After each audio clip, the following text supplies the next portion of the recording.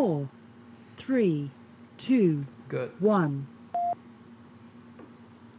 Blog Talk Radio.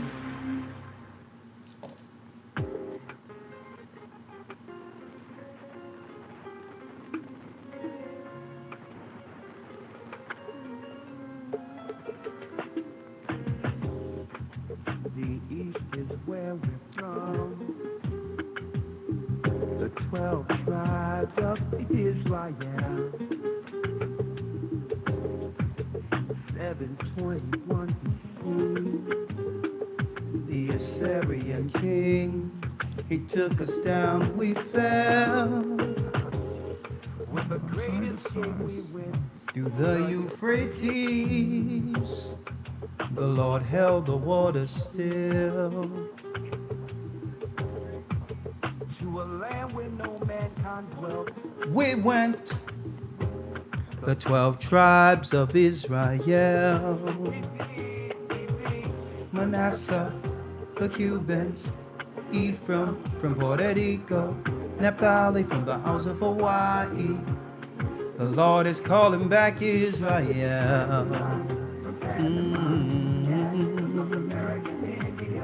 Simeon, the Dominicans, our highest gathering Israel. The Arabs and Africans told us, At gunpoint, together our wives and children sold us.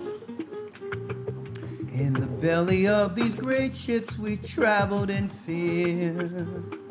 By the rivers of Babylon we found our brothers here. A higher gather us.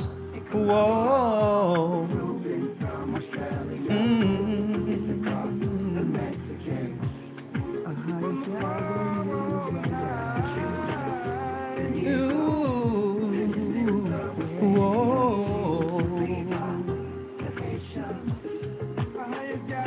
Israel, oh, hey.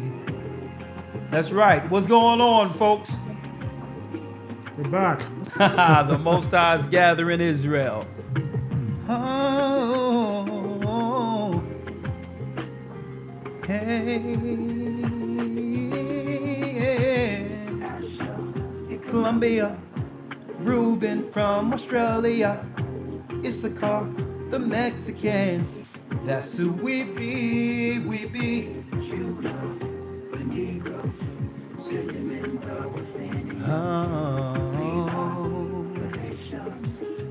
Oh, Ephraim from Puerto Rico, Naphtali from the house of Hawaii. The Lord is calling back Israel.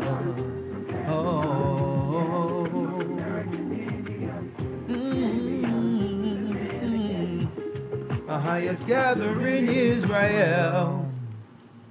That's right, brothers and sisters. The Most High's gathering Israel. I'm Elder Ricard Shiar from the Gathering of Christ Church. Tonight we have Elder Gabar assisting me live in the studio. And also, Elder Lawyer just stopped in with his brother, Yahweh. He's going to go home, and I'm going to bring him in. I know that Elder Lawyer would like to be a part of this particular broadcast. How are you all doing out there this evening? We have a serious broadcast, and what I'll do is, because I don't like the fact that so much be discussed, and when it comes to the audience response, and I'm sure you don't like it either, it seems as if we, we make it where the majority of people that call in cannot really expound within a time frame. That's frustrating some of the listeners. So what I'm going to do more so is I'm going to put it out there so that you all can come in and give your points. But please don't give dissertations and long speeches. There are time constraints with this blog talk thing. Eventually, what we're going to do soon is we're going to have a 24-hour, I've been thinking about this for a while. We go in shifts. We're going to have a 24-hour truth-a-thon. Truth-a-thon, right. Truth-a-thon, excuse me, and I'm talking about Zion. Truth-a-thon, where we'll come in talking about different points, and we'll have a broadcast live through YouTube in which we can raise funds and all that to help spread the word and all that. And we'll come in shifts, dropping different information. So if it's 3, 4 in the morning, no matter what the case is, in the event of us actually dropping certain things in this time, we can raise some funds during this truth-a-thon. So you can drop in anytime. You'll have a shift. I'll have a shift. Okay. I'll pop in back and forth. We'll talk about bring the real-time issues. We'll talk about some of the things I would like to discuss, what's going on out there right now, and what the audience out there might see that may have flew right over us. I don't know how many times I receive email or text based on certain information that that's important. Yeah. All right? Yeah. So we're going to have a truth-a-thon soon. So I hope you all are ready for that. A 24-hour GOCC broadcast. I'm bringing my coffee. And bring the coffee, burn the midnight oil. Hey, I'll tell you what, listen, you can talk as long as you want. I'll be like this. It's okay. How are you all doing? The idea is just be coming out of nowhere, but that's a great idea. Yeah. A 24-hour truth-a-thon where we're live on YouTube and coming in different shifts, just dropping information, letting everyone know what's going on. And not only that, this is a great way to introduce brothers and sisters to our elders, deacons, and others who are operating in your specific areas. And they can come on and let us know what's going on in their specific areas where you can find a gathering of Christ Church near you. On and on and on. So these are some of the ideas I'm thinking about. Okay. But I'm going to go into the album a little later. Okay. But let's jump right into the broadcast, if you will. Okay. Jumping right in. One moment. And of course, the phone number to get in, 515-605-9327, 515-605-9327. 9327. One moment. This thing is make sure all right, everything is fine. Okay, all right, we're good. I hope you all can hear us on Blog Talk, and if you would like to chime in, I'm sure a lot of you are going to want to come on in with this particular discussion. Okay, it's a very important discussion this evening, and of course there's some sad undertones to this. And I would like to make sure that we keep the proper perspective and being sensitive with some of what's going to come out today, this evening. And I hope you all understand and bear with us. On your screen right here, okay, is a sister by the name of Joy Morgan. Joy Morgan is her name, okay? For those who don't know, not too long ago, there was this big story coming out of the UK in which there was a brother who attended, as they allege, he attended the so-called gathering or church, Israelite church in the UK, under the Israelites United in Christ. Yeah. Okay. Now here's a picture of Nathaniel and the other brothers. I'm familiar with these brothers. Of course, just like a lot of this group, including our group, we were once affiliated with the Israeli School of UPK. Then it became the Israeli Church of UPK, and through it, many splinters. And YouTube and the internet gave it new life. Yeah. Okay. So you would have Nathaniel, who's over the Israelite United in Christ. You would have Great Millstone with Tahar. You would also have Johanna, who reclaimed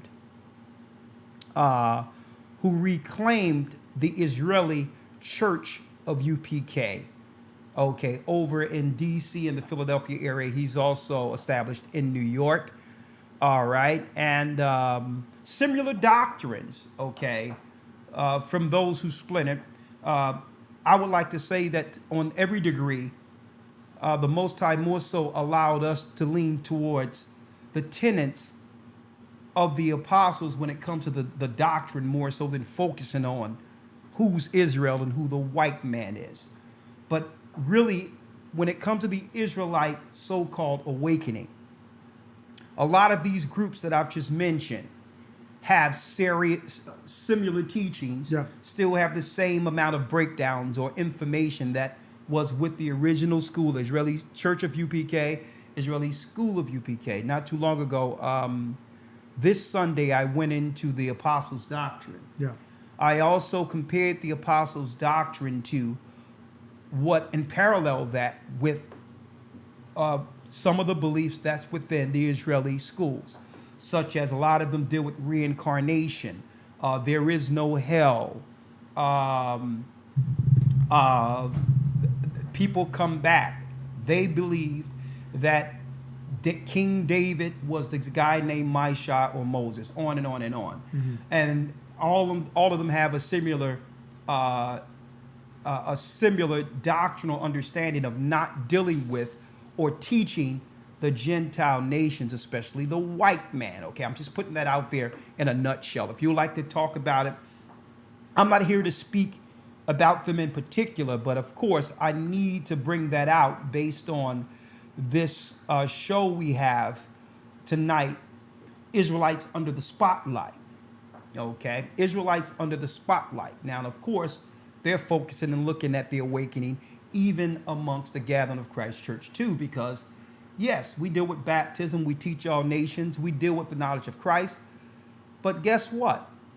The most heinous part of our doctrine from the elite's standpoint, or the powers that be, is the fact that, yes, it's true.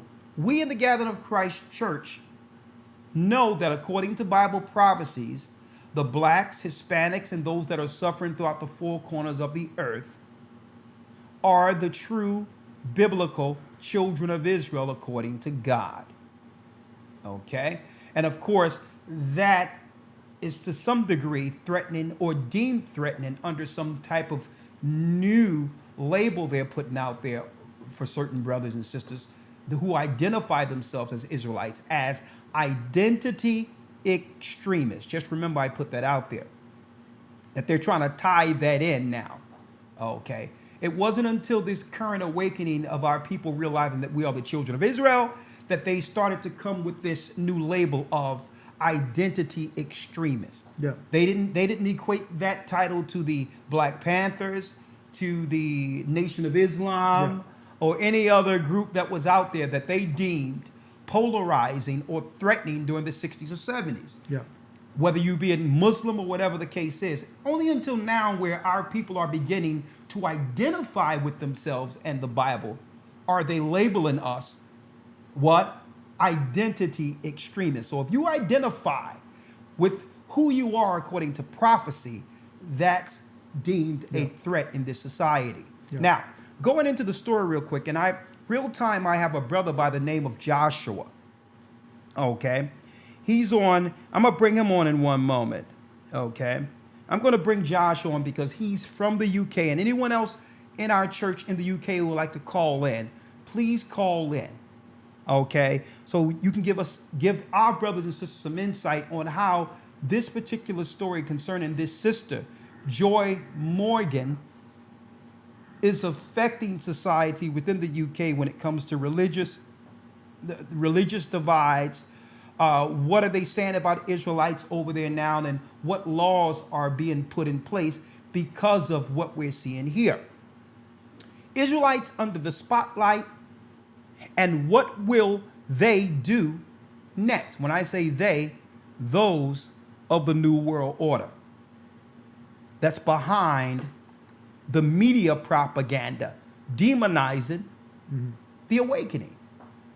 How must we walk with this knowledge of understanding that now you can no longer fly under the radar knowing you're Israel anymore? Yeah. With the likes of Kanye West talking about the Lion of Judah.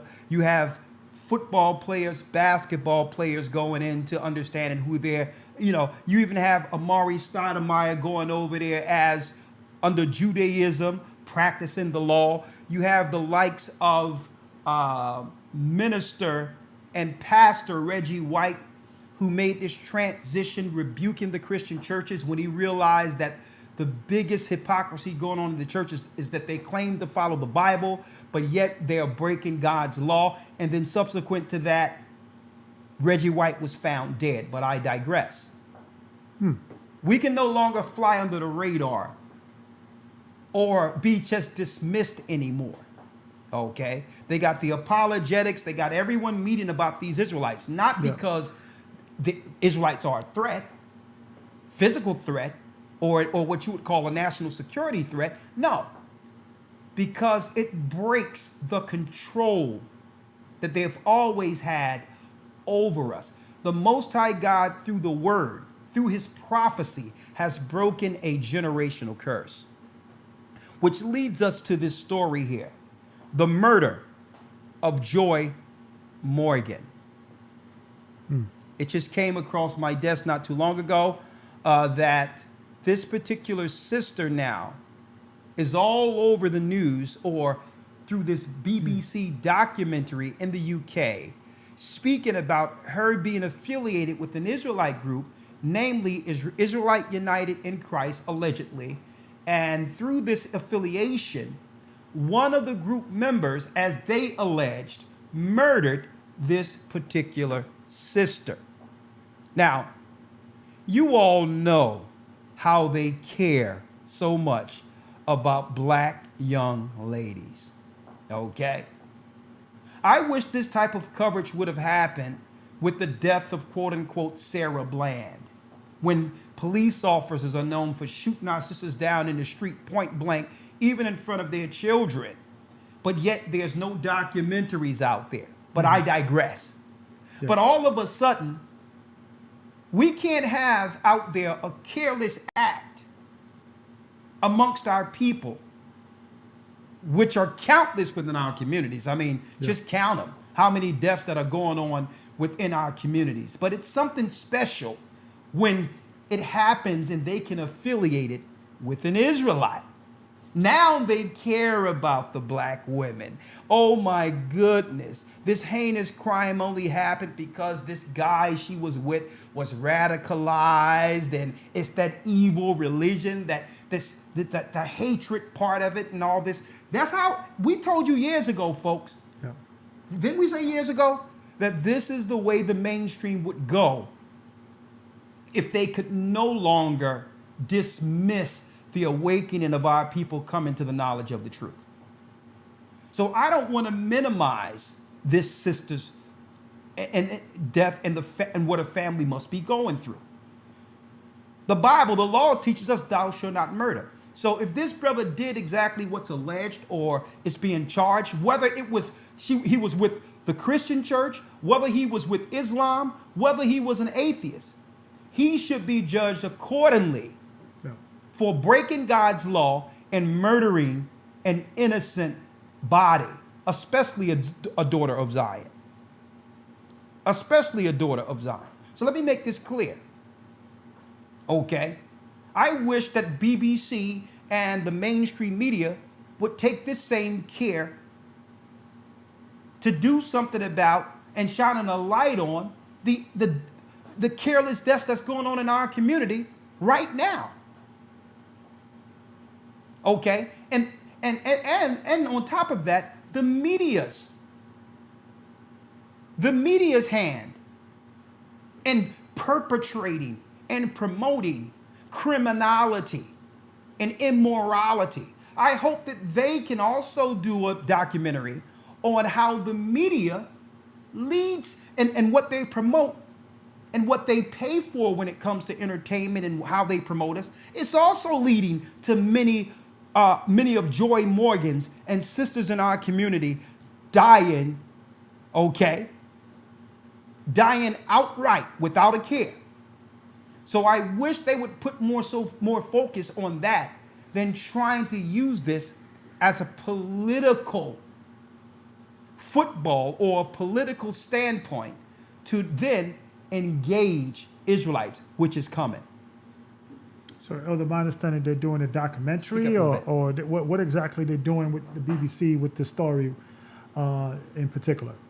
That's a good question. Let me pull it up. A matter of fact, Okay, based on the fact that YouTube and others they're under serious, what you would call censorship right now. Right. You know, we cannot play the actual documentary, but I can show you. I can show you in a nutshell what they're saying. So BBC did a documentary on this subject matter? BBC in the UK did a documentary on this story. Okay, now I'm going to bring this article up in a moment to show you where this is going. Right? As you can see here, let me see if I can get this real quick. One moment. This article. One moment. Okay, on your screen right here, there's a Southern Poverty Law Center, which is nothing but a yellow journalistic apparatus of the AC, of the JDL, the Jewish Defense League, Yeah. who making hit pieces to demonize Israelites, okay? Let me pull this up. It says, General Yohana discusses black supremacist Hebrew Israelites. And they purposely got these talking points. And I'm going to go over these talking points in a moment, because you're going to see clearly that these stories, Elder Gabar, are related. Okay? Okay. You're going to see clearly they are related. Let me pull something up here. Article. That's it. That's what I want. Let me go here. I'm going to go to this article in a second to show you how all these stories tie in a moment. But let's go here. The murder of Joy Morgan. Now, as we go down the line, they show images of her in December 2018 speaking in all purple with the Israelites United in Christ group that's within the UK. Right? Now, as we go further, they show her growing up, how she was happy, growing up naturally as a Christian in a loving family, in a loving community, before running into a radical Israelite, as they claim, as they allege. Then after that, let me show you. They show her there. Then they start, that's her mother. They show her mother explaining how beautiful a person she was. And you know what? When you see her bubbly, loving spirit, I don't deny that this particular girl, you understand, it hurts me to know that something happened to her like this. But the media is playing on these people. They don't really care about this sister. They don't really care about this family. They're playing on these people's emotions. Okay, but I'm going to go there a little later. Then they show her growing up with her mother. Okay? And I need you to see this. Then they begin to show what? Right after that, subsequent to that, Israelite men in purple standing up, showing some of the marches they were a part of, or whatever the case might be, right? The march that they were on, they showed that, all right, up until the point where they're showing black men in purple marching on society. Then they pulled in a sister, Gina Blue, from a former Israeli church of Israel United in Christ, a former Las Vegas member who was a part of the group, to delve into some of the personal things she dealt with as a sister in that particular organization. Whether or not it's true, I don't know, but these are the alleged testimonies of people who were a part of that group, right? And then it goes into the media itself giving their insight on the matter, when the media for years have been ignoring the truth that Israelites have been bringing forth. If we may, if you may, put aside all the negative and the cursing and all that, and that's why that's not allowed amongst us. They're rather focused on the negative and the hatred and the race baiting in an attempt to avoid the real discussion. Is there anything these brothers are saying out there that's true concerning our people being the children of Israel according to the Bible? And if so, what does that mean for all religion in this earth? What religion should we be following or be a part of if we're really the children of Israel that walked out of Egypt and received the law? That's the discussion the mainstream media has always ignored. But they will chime in on this. Yeah. When I had that so-called discussion with James White, he was adamant that he was adamant in discussing that he cannot go into the discussion of Deuteronomy 28, black people, and whether or not we're Israelites, because that's not a part of his expertise or his profession. So he's not prepared to go into that. Yeah. So they'll engage us on every level outside of the facts.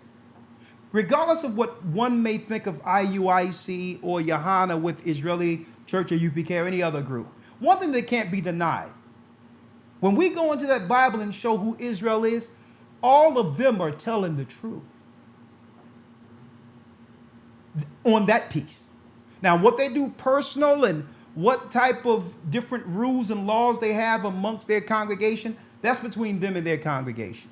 Yeah. And this is, Yeah. land back on what you're saying, I'm pretty sure this is not a hit piece on these other camps necessarily. This is not a situation that we're saying, look at these guys, they murdered this woman. That's not what we're saying, because that's not what happened. Yeah. When you have an organization and you have people among you, you don't know who they are until you find out who they are.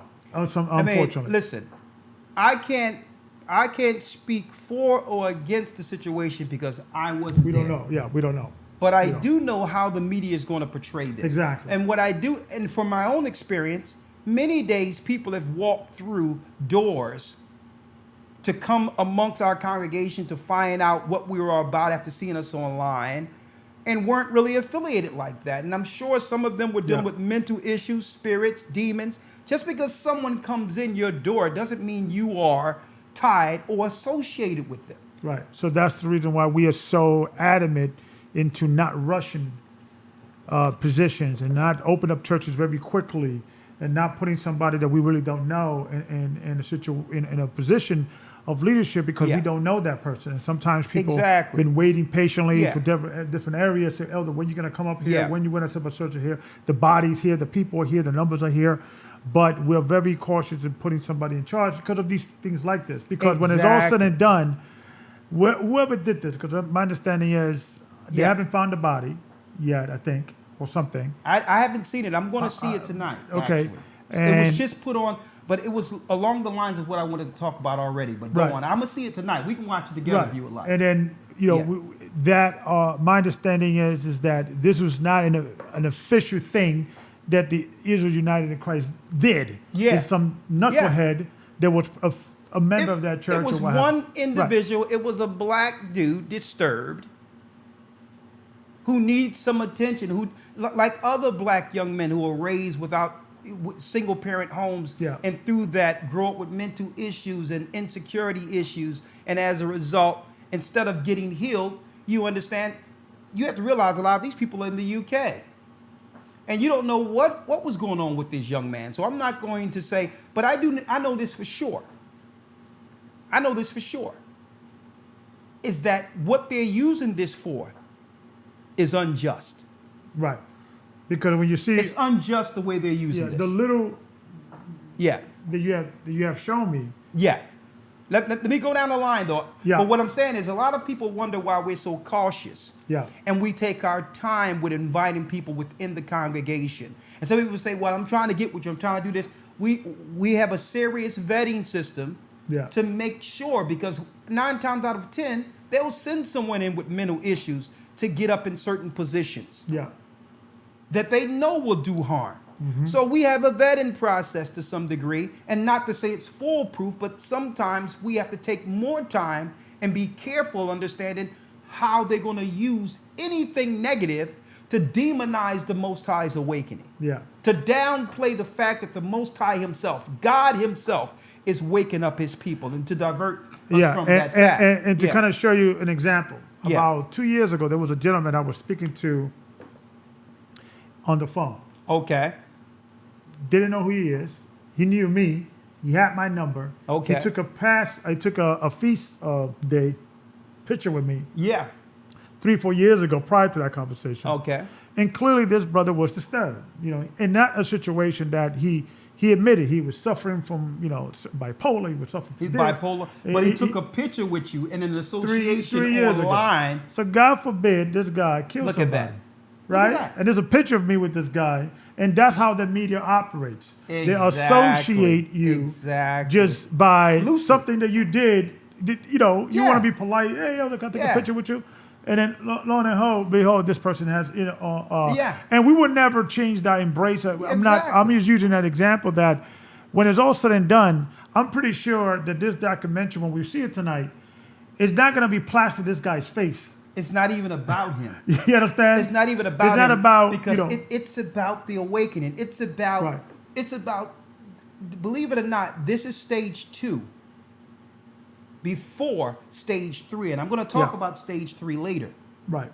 But when the media come into play, 9 times out of 10, it's to affect the constituency Yeah. before passing certain laws.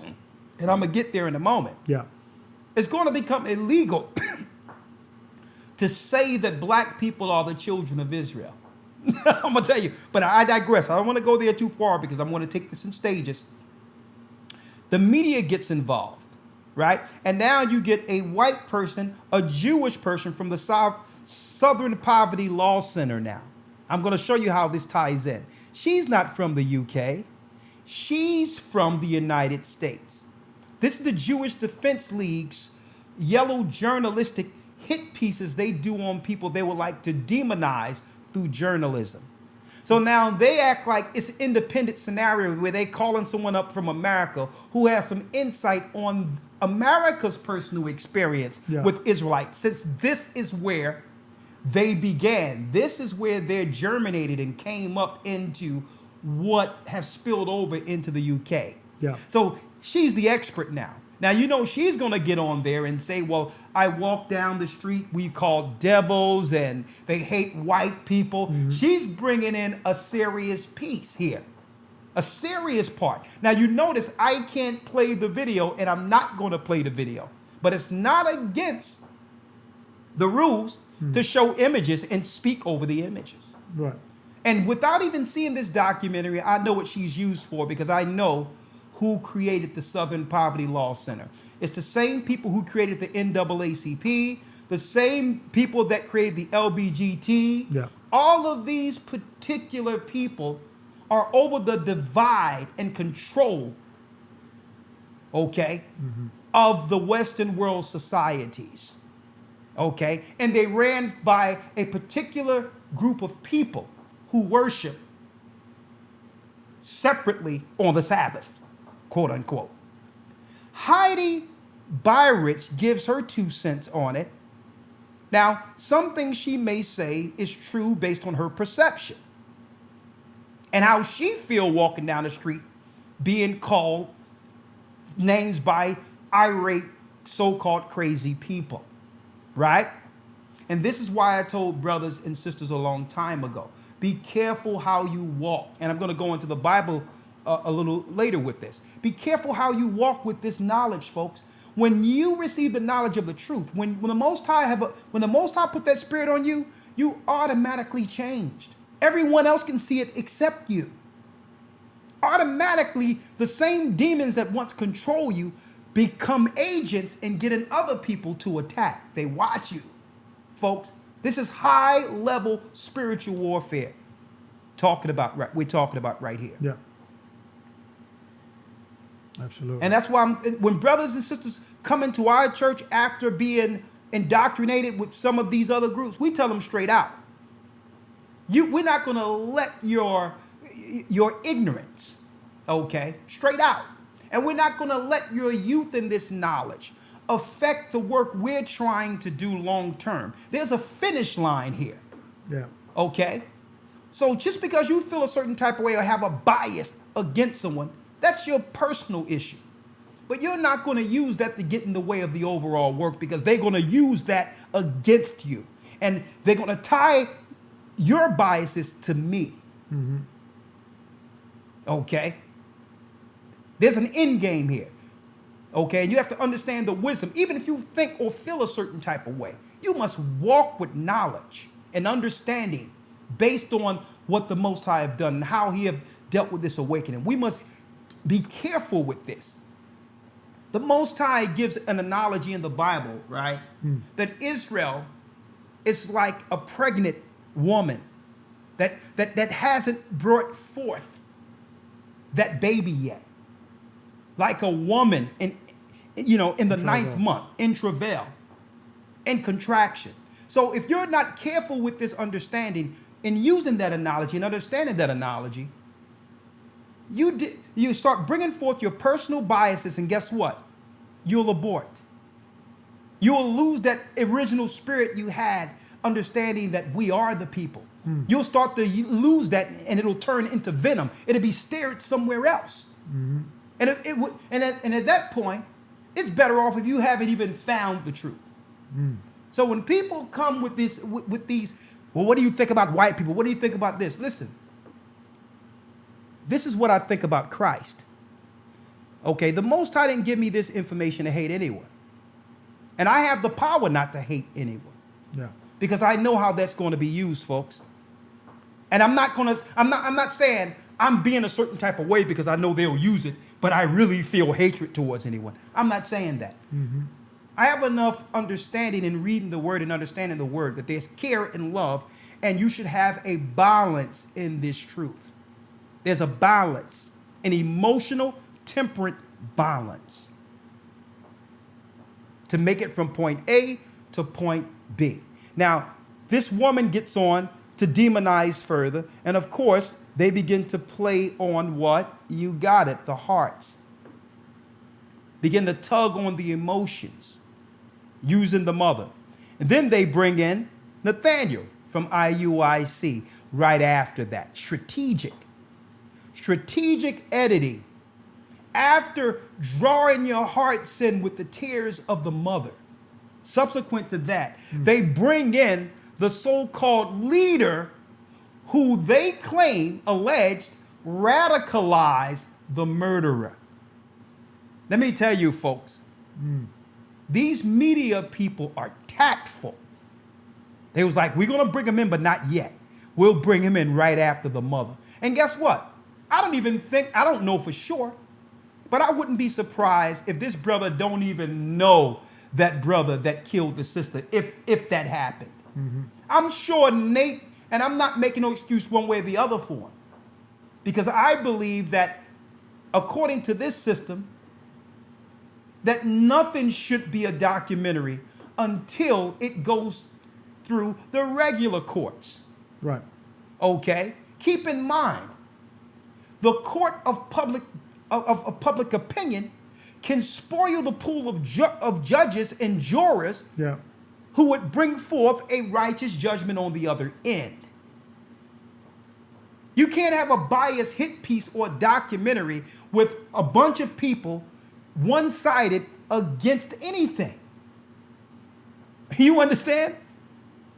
So I believe that if they are claiming these things and can prove it through a documentary, they should hold their peace not to taint the pool and bring this out in the courts to judge and point out who's right or wrong, because according to the evidence. If the documentary is out now, Yeah. I mean, they started when this thing first was fresh. Oh, man, let me tell you, they were salivating. You understand? When this happened, they didn't care about this sister. They jumped right to the story. I think we have what we need to slow this up, to slow up the awakening, to finally demonize and, if possible, engage Israelites and make it illegal for them to say or state what they're claiming in the Bible. This event when she passed, this was about what, 7 months ago? Yes. About 7 or 8 months ago? Yes.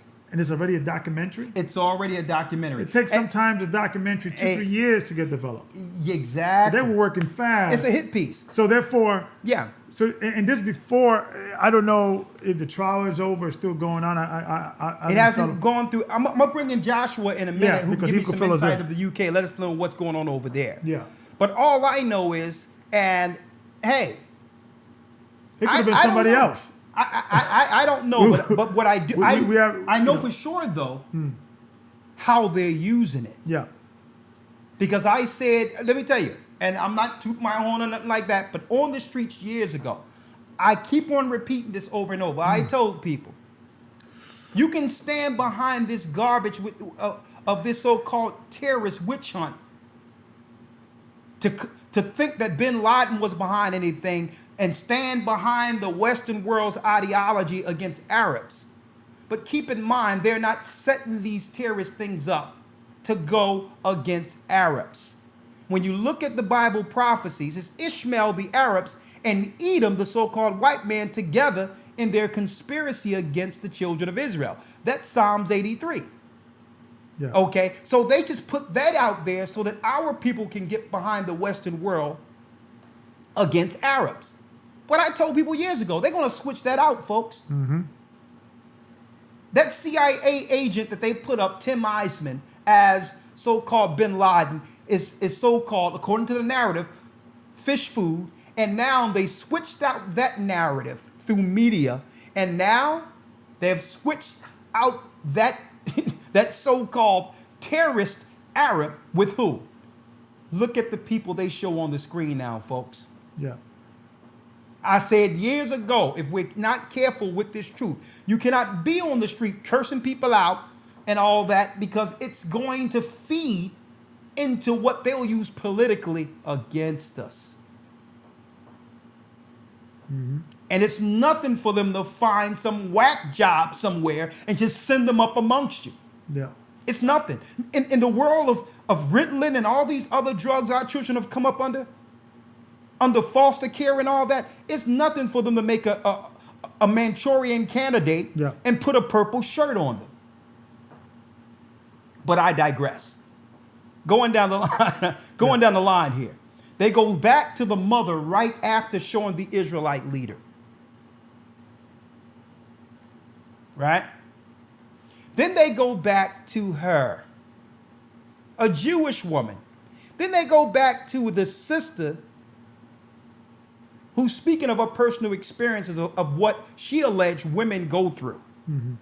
Now, I did see a little piece here, there, and the other. Yeah. But I couldn't play it out all the way. Yeah. But I'm going to see it in entirety. I'm going to look at it with you, Gocc. Yeah, we'll do it tonight. Yeah. Yep. And a matter of fact, I probably set it up in a church where we'll do it all together and see it in a theater style and have an opinion that way. Yeah. Right? Let me show you something here. Then they go now into the different experts out there. Right? She obviously doesn't have access to her flat because you have her keys in your car. So allegedly she's still missing. Right? Yeah. Okay. On and on and on and on, right? Now, and the media is throwing this out there. Now, this is what I would like to talk about real quick, because when you look in here, Southern Poverty Law Center, it says, General Yohana discusses black supremacist Hebrew Israelites. On and on and on and on, right? Where the Southern Poverty Law Center began to demonize Israelites using quotes of so-called Yohana and other Israelite groups, right? Now, this is where I want to talk about real quick and segue into why I'm bringing this out, right? And I'm going to talk about sound doctrine in a moment. So, because it doesn't matter, okay? Just say if you're looking to join someone religious or a group that's religious in which you can relate to, or whatever the case is. There's certain understanding one must have out there, okay, when it comes to finding your path and knowing who to relate to, you know, in this awakening. Okay? And I'm putting that out there. Whether you think Jehovah's Witnesses is for you, whether you think Seventh-day Adventist is for you, whether you think Catholic is for you, or Islam, or whatever the case is. There's a certain level of vetting one must do with knowledge of the Most High to understand what you are relating yourself to. I want to put that out there. That's number one. But I'm only going into this not to rag on and on about this. I need your opinions. How must we walk now understanding that we're Israelites? Knowing what's out there and how they will demonize anything you do or say. Right? And what will happen next in this attempt to demonize those called Israelites? And since you know they're planning, just waiting for a misstep, how must one walk in this understanding? How should you walk in understanding that someone is waiting for you to make a mistake?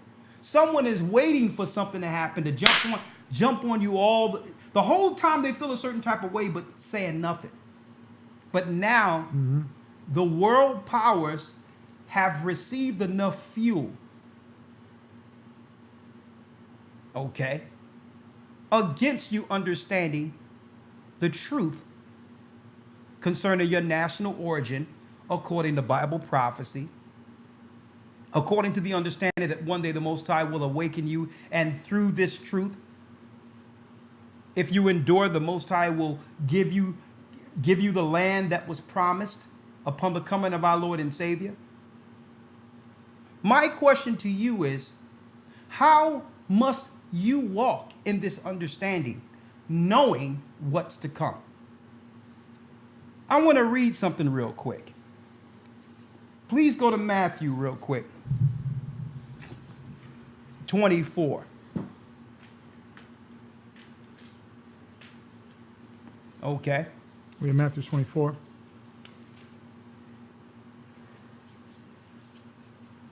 Okay.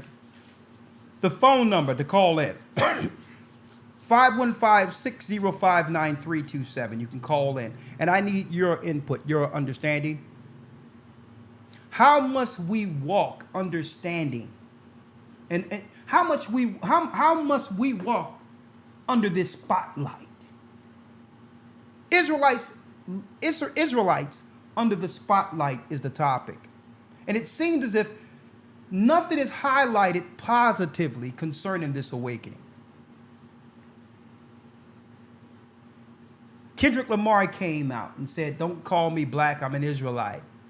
And they talked about it only 2 seconds. There was no documentary made on it, no emphasizing it, no staying on the story. Man, they pushed this thing under the rug so quick. And before you know it, the album was just not being played, and they just segued into some hysteria or some type of argument between Kanye West and others to get our minds off of the fact that, guess what? You got it.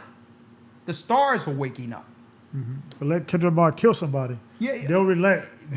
But if he does That something statement, negative, they'll stay on that. It will become a weak program. But they'll connect the whole Israelite thing to that. Exactly. To some degree. Exactly. He's getting radicalized. Exactly. What led him to this?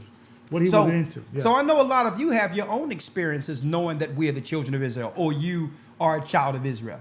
You can give me some of your experiences. And then the question is, have you learned how to walk with this knowledge of being Israel? Okay. Have you learned to walk with this understanding? Do you understand that when you get this truth, the whole world view you differently? You become an enemy to the state indirectly. Because why? You're no longer walking with the course of this world. You are against all the things that makes the glory of Babylon. Organically, you are against what most people celebrate in. Yeah. and by default, a target. You have to understand that, folks. This is no joke. You think you can go around, what are you doing, and pointing things out and using the law and try to down other people? You don't understand. These people you're staring up want blood. And you're giving them the fuel to put a negative spin on this awakening. And ironically, Yeah. I truly believe in some twisted way.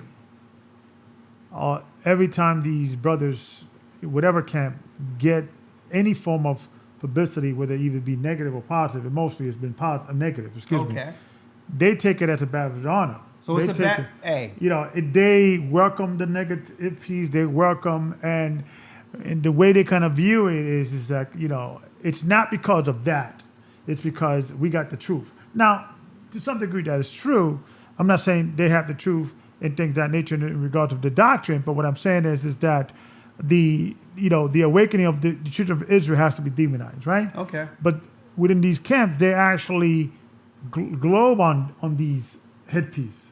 You see, they're after us. You see, it's because we got the truth. That's the reason why they're doing this. So it's almost like a double negative in the sense is that they are doing things like, cursing out people, doing these things and things of that nature. Now, these type of situations that would happen, from what I read, you can't really control it in a sense who comes among you, if you especially if you don't have some form of vetting process or some interview process, like we have been implemented in the last few years and things of that nature, and just to some level, background check or just to know who you're dealing with. Yeah. And it could still sneak in. However, though, I think the irony of this thing is that I'm pretty sure a lot of these brothers from these other camps, they're not sitting down and say, okay, we have to look at this and we have to reconform or recollaborate our efforts and change our path because we being presented in a negative light. I don't know. I don't know. I'm sure through life experiences, you have to calibrate. You have to change. Oh, we hope so. There's a learning experience that comes with this. Yeah. There's a learning experience that comes with it. But, some of the things you put out there, it's just you can't draw back. Yeah. So it's to the degree which they're going to use what's out there already. Yeah. So it's really about how to walk going forward. Yeah. Okay. Now, if someone is glorying in attention, believing that any attention is good attention, yeah, or any media is good media because I'm out there and I need this attention. Yeah. Well, hey, I don't subscribe to that either. I don't believe all media attention is good attention. Yeah. Okay, because it depends on what they're using it for and whether or not it's the example Christ would have when it comes to a spotlight being placed on us, where the Most High said that we should walk circumspect. So when the light do come on or the spotlight is there, it's about the positive. It's about you walking in the Spirit of Christ, helping others, spreading this word, relieving the poor, helping those who are in need, helping the suffering of our people amongst the children of Israel. When the spotlight come on, that's the information that should be out there. But it's like, you have to admit, you have some scenarios in which it's people out there giving them the material to be used against them. Yeah. So I digress there. I just need to know outright, how must we walk? And I want to read this real quick. Can you read that for me in Matthew 24 real quick? Which verse, Elder? I'll start at the first verse. Okay. Start at the third verse. The third verse. And as he was upon the Mount Olive, the disciples came unto him privately, saying, Tell us when shall these things be? Tell us when these things shall be. And what shall be the sign of thy coming? And what shall be the sign of thy coming? Read. And the end of the world. And the end of the world, folks, whether you believe it or not, we're living in the end. Mm-hmm. So the disciples were asking Christ, when shall these things be? Now, something about the end pertaining directly to us is that at the very end, the Most High say that he would begin to revive us in 2 days, like in Hosea 6:1. Yeah. So regardless of the lies we've been inundated with from generation to the next, as a part of this awakening, as a part of this prophecy Christ has given, our people everywhere would begin to realize religion, mainstream religion, has been our prison, and that what we've been suffering wasn't just by chance. That we are in fact the children of Israel suffering a curse according to the Bible. And when that understanding comes, what happens? It breaks the spell these religions has over us. It breaks the control they have over us. See? So that's part of this also. So when he says, when that begin to happen and you come to the knowledge of yourself, but above the knowledge of yourself, you come to the knowledge of Christ. What did they do to Christ, folks? So Christ is saying, listen, you better walk wise as serpent, harmless as doves. You can't, with this knowledge, because you got the truth, and now you're just knocking everything over. Look what I got, and you're just walking through the matrix, not realizing the whole world is agents. Mm-hmm. So Christ is saying, this is how you must walk now. You're no longer a part of the world. When you receive Christ and you receive that Holy Spirit, automatically, something happens in which you become an enemy to the world. Satan is the god of this world, brothers and sisters. So when you denounce all of the religions he had to control you, automatically you become an enemy to this world. So Christ says, listen, here's the things one must look for during this awakening, the time of the end of the world. Mm-hmm. Listen. It says, and Yeshaya answered and said unto them, take heed that no man deceive you. Take heed that no man deceive you. For many shall come in my name, saying, I am Yeshaya, or Christ, and shall deceive many. Many shall come in my name, saying, I am Christ, and shall deceive many. And this is what I talked about in the academy this weekend. Last Sunday. Just because someone have Christ in their title. Look how many churches you have in our neighborhoods that have Christ in the title. Mm-hmm. Okay. That doesn't mean that that person or that church is of Christ. Mm-hmm. Christ says many shall come in his name. So I don't care if Christ is in your title. Right. There's certain... Or an Israelite. Exactly. Yeah. Whether you be an Israelite, Christian, whatever the case is, you can say Christ all you want. Mm-hmm. Or Jesus or Yahushua or whatever. But if you're not following the tenets that were left to Peter, baptism, the laying on of hands, of judgment, all those things when it comes to judgment, the resurrection. In order to understand the resurrection, you must understand where the spirits are to be resurrected from. So you must know the core doctrine that was laid through Peter to know if you're actually following Christ. And it doesn't matter if it's a Christian church or an Israelite church. Yeah. Right? Because many going to use his name. How will you discern if it's right or wrong? Mm-hmm. It's upon you to do so. Not just agree with facts that cannot be argued. Yeah. Oh, yeah, they told us the truth that we're Israel slave ships. Because you agree with that, folks, guess what? That's not the truth. Yeah. When I say that's not the truth, it's true history, but Christ is the truth. Right. So you let somebody come up with some information or some history you didn't know before, and automatically you fall into serious spiritual fatuation as if there's some type of leader or whatever the case is. Yeah. No, you must vet. The same way we say we don't just allow people up amongst us and they're vetted in certain areas to make sure that they understand what they're dealing with here.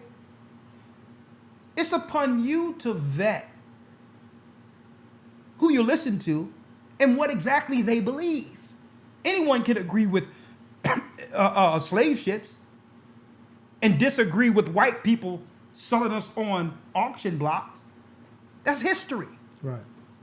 That's not salvation. Exactly. But if you stay there and miss this, what good is the history? Mm-hmm. If we miss the real boat, which is the kingdom of heaven, what good is the history of the slave ships? But finish reading. Yeah. It says, for many shall come in my name and say, I am Christ. Saying what? I am Christ, I am Christ, and shall deceive many. and shall deceive many. Read. And ye shall hear of wars and rumors of wars. And we're hearing that now. Wars all over the place. Wars impending right now against Iran. There was just wars in Libya.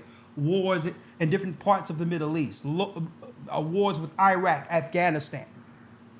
So while the Most High is bringing forth these prophecies Christ spoke about, at the same time, our people are awakening to the knowledge of themselves and are walking away from mainstream Christianity, walking away from mainstream Islam. And that's really the true issue. Because at the pinnacle of these religions that are controlling our communities are synagogue controllers. Mm-hmm. So that's how they control us from afar, by us breaking off in one of these splinter religions controlled by them. Mm-hmm. See? So at the same time these wars are going down, there's a spiritual war happening where our people, folks, are turning our backs on mainstream religion. And that's why these hit pieces are out there. Because we're no longer under the spell. Listen to this clearly. Come on. It says, see that ye be not troubled. See that ye be not troubled. For Read. all these things must come to pass. Come on. But the end is not yet. But the end is not yet. Come on. For nation shall rise against nation and kingdom. Nationality against now. That means race against race. See, these are parts of the curse that's written that Christ was talking about. That you're going to have race wars being germinated or being propagated by the media, separating people on every line imaginable, including race. So if Christ told us that nation shall be against nation, common sense will tell you, okay, in this doctrine that I'm teaching, Christ's doctrine, I can't get caught up into the race baiting. Mm-hmm. Because it's Satan's control at one level that's leading to all these commotions. Yeah. I'm not going to be a part of the race baiting and be the nation against nation. No, that's the prophecy. But we must be above those commotions and not make Christ's doctrine strictly about race. See? Come on. And kingdom against kingdom. And kingdom against kingdom, empire against empire. Come on. And there shall be famine and pestilence and earthquakes in diverse places. Like we hearing now. Come on. All these are the beginning of sorrows. What sorrows? Jacob's troubles. Read. Then shall they deliver you up to be afflicted. Here's the point now. Now, how could they deliver you up to be afflicted if they don't first use the media apparatus to demonize you? So what we're talking about, Christ has given us an insight on their plans through law to engage those who understand or believe. See? They will do what? And shall they deliver you up to be afflicted? To be afflicted. And shall kill you. And shall kill.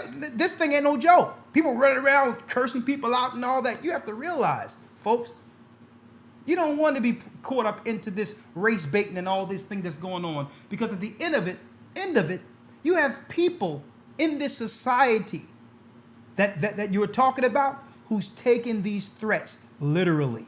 Mm-hmm. And who are willing to reciprocate. Not when Christ come back. While there's still opportunity. So you have to walk like Christ did, folks. You sit there talking about what you're going to do to people's children. Out in public, New York City, all on the cities on the corners, telling people what you're going to do to their family and you're going to hurt somebody, you're going to rape somebody. You know how heinous that is? Suppose someone tried to harm you or your family. You would protect them with your life. And you have people out there who don't know. They don't know that you're just talking, waiting for something to happen.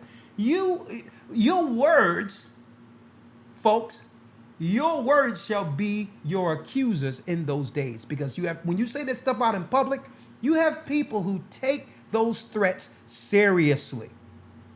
And Christ didn't put us out there on the street to talk and to threaten people's lives. You have to watch how you're walking and talking out there, folks. Yeah. It's no game. Even when Christ was brought before the magistrates, Gabar, he didn't answer a word. They accused him. He says, thou have said it. I didn't say that.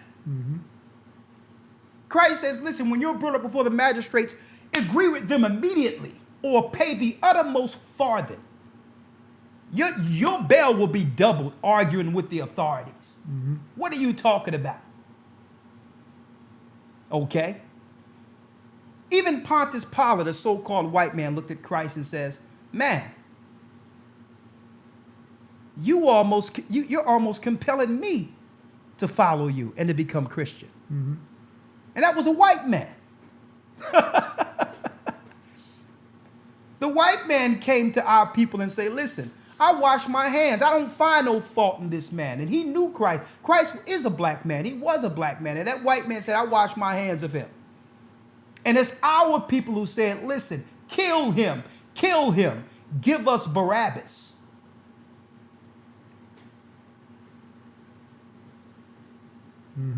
So here's a question. Why did you get the truth again? And how were you to use that information given?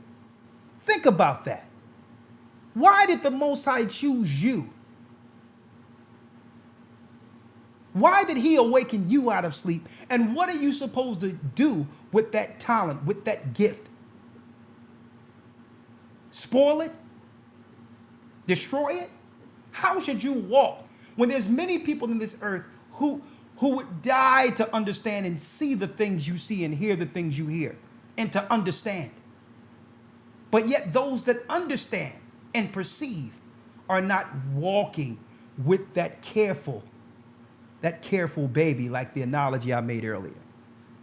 Read that last piece, Elder Gabar, I'm sorry. You shall be afflicted and be killed, and ye shall be hated of all nations for my name's sake. And you shall be hated of all nations for my name's sake. So check this out. Christ said that if you learn the truth,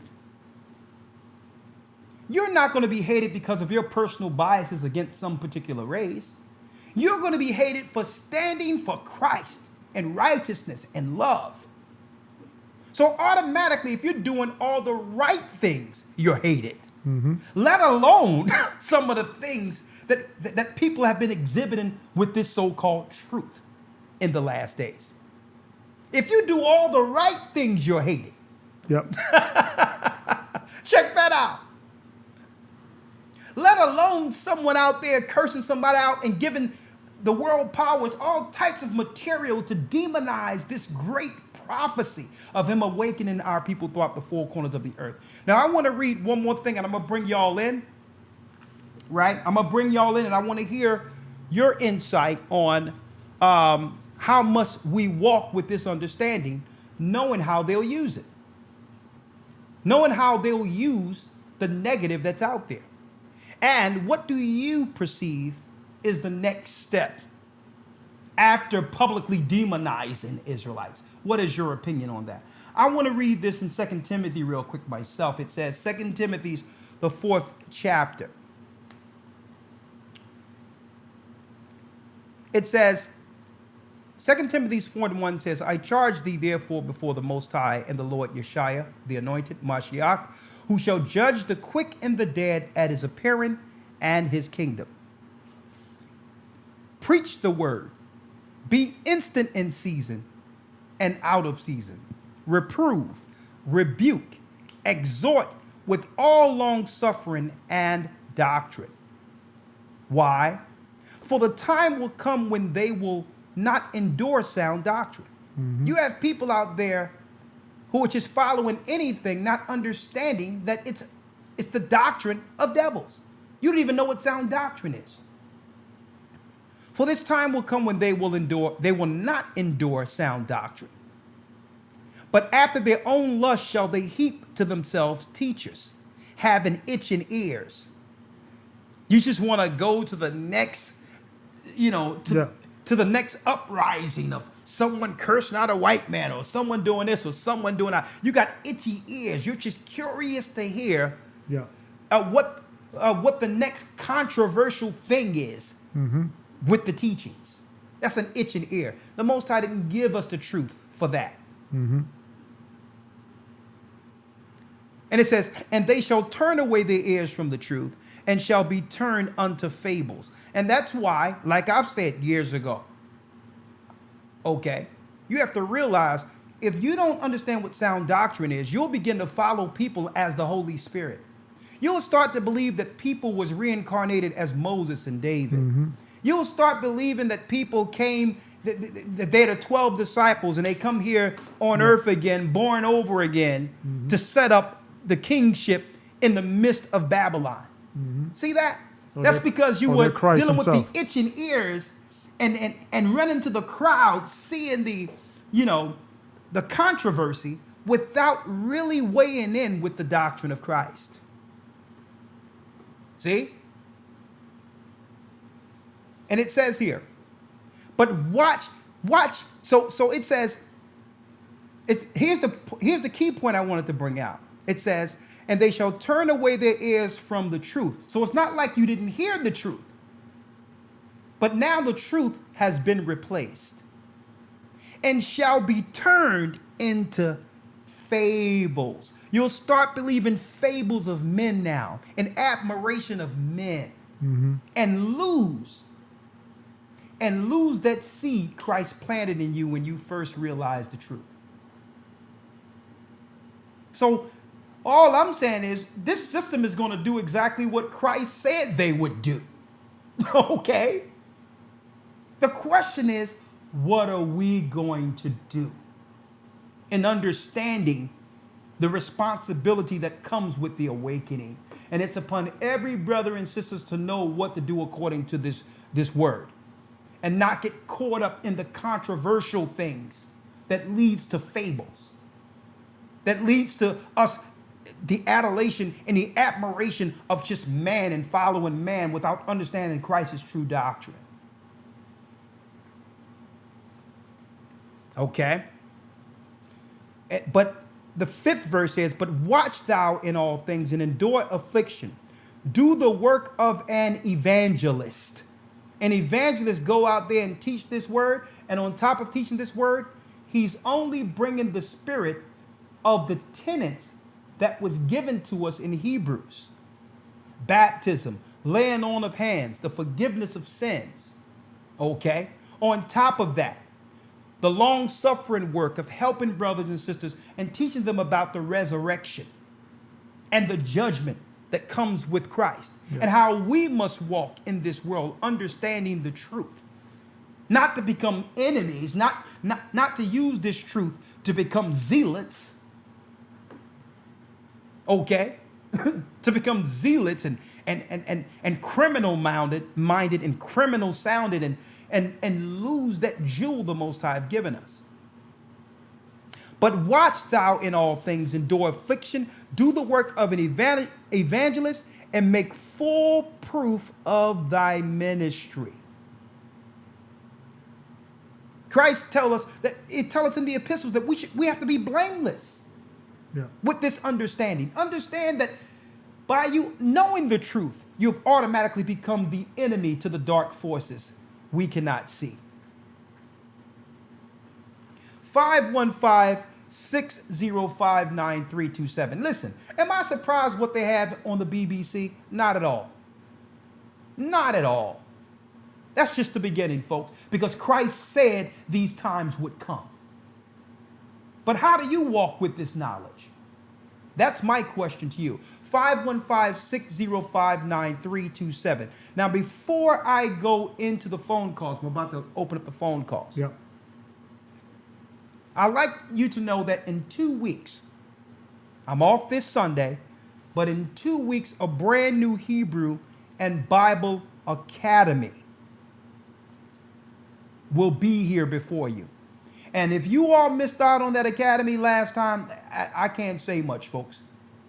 I'm going to tell you this. The Most High, the understanding he's given the church with the work of these studies, and each academy is different, folks. you're missing out. We went into the creation of the universe. But this time going into the creation of the universe, we're going to also touch on why the world, or what you would call the astrologers and those who understand to some degree the celestial, speak of planets. I'm going to go into in this academy when the book of Hebrews talk about the worlds were framed, where the prospect or the understanding of planets come from in creation. And I'm going to also go into the fall of Satan and his angels into this realm, the first week in the creation of the universe. We're going to go all the way in. It's funny because I think 3 years ago when you brought out there's no planets, and I Yes. called you the elder. You sure you want to go into that? I mean, they got so much information, pictures, and all that, and and what you're showing me, it was like, okay, I see what's going on here. It's See, but there's a concept behind it. right. It has every. Hold on. Excuse me, I'm in the midst of a broadcast. Please, I'm in the midst of a broadcast. Call you back. Shalom. Lord, have mercy. Now, let me get it right here. The whole thing is the concept they're dealing with the planets. It's involuntary worshiping of angels because something happened in the beginning. Right? Something happened in the beginning that led to a revolt. Right. But don't forget, the angels under Christ had the plan of creation also. Yeah. That's why Zeus, Mars, and all these are worshipped under the Greek and Roman pantheon and under the Japhetic pantheon, the worship of other gods. But check this out on another level. What were they trying to mimic? When Christ said, I go to prepare a place. In my Father's house, there's many mansions. Right. Right? Right. So there's many mansions, but it wasn't meant to be inhabited or dealt with until Christ finished this world. Right. But after the 1,000 years, there's a preparation. I can't put it out there right now. Yeah, we gotta go into that. He says, listen, in my Father's house, there's many mansions, but people cannot live there as of yet. Yeah. Right? Yeah. That's where the concept of planets come from. Because someone tried to put the cart before the horse. That's all I'm going to say right now. We'll leave it at that. But if you want to, if you want to be a part of the academy, send an email to gatheringas1@aol.com. Gatheringas1@aol.com. Also, if you would like to go, you can enroll right now if you would like. Just go to historytimes.org. It does support the work. That support the work. It helps us continue to up our production. And also, we need to spread the ministry. And as we teach our brothers and sisters, we're not only teaching our people we're Israel, we're teaching brothers and sisters how to walk with the knowledge of being Israel according to the Bible. Yeah. And be that Israelite who is Christ above all. Okay? historytimes.org. Go there and enroll. It's only $50 a month, but you'll have more information, more understanding in this 3 months than you've ever had in all your life in studying anywhere. And guess what? We don't care whether or not you're with another group, whether or not you're a Christian, whether or not you're Muslim. You come through and put us to the test. And you will see that Bible like you've never seen before. It's only $50 a month. It goes toward the administration and us spreading this word. We give you the PDFs. Every week we have administration working 24 hours almost. Yeah. Okay. You have the Hebrew 101 with Elder Lawyer. Shapad and I come in with the news, breaking down real-time prophecies concerning what you see every day and giving you the real news within the news. And we're doing this from a biblical perspective. On top of that, you break open that lesson. Your pen and pads, your Bible is open, and we hit that lesson. And I'm going to tell you, not one lesson is the same.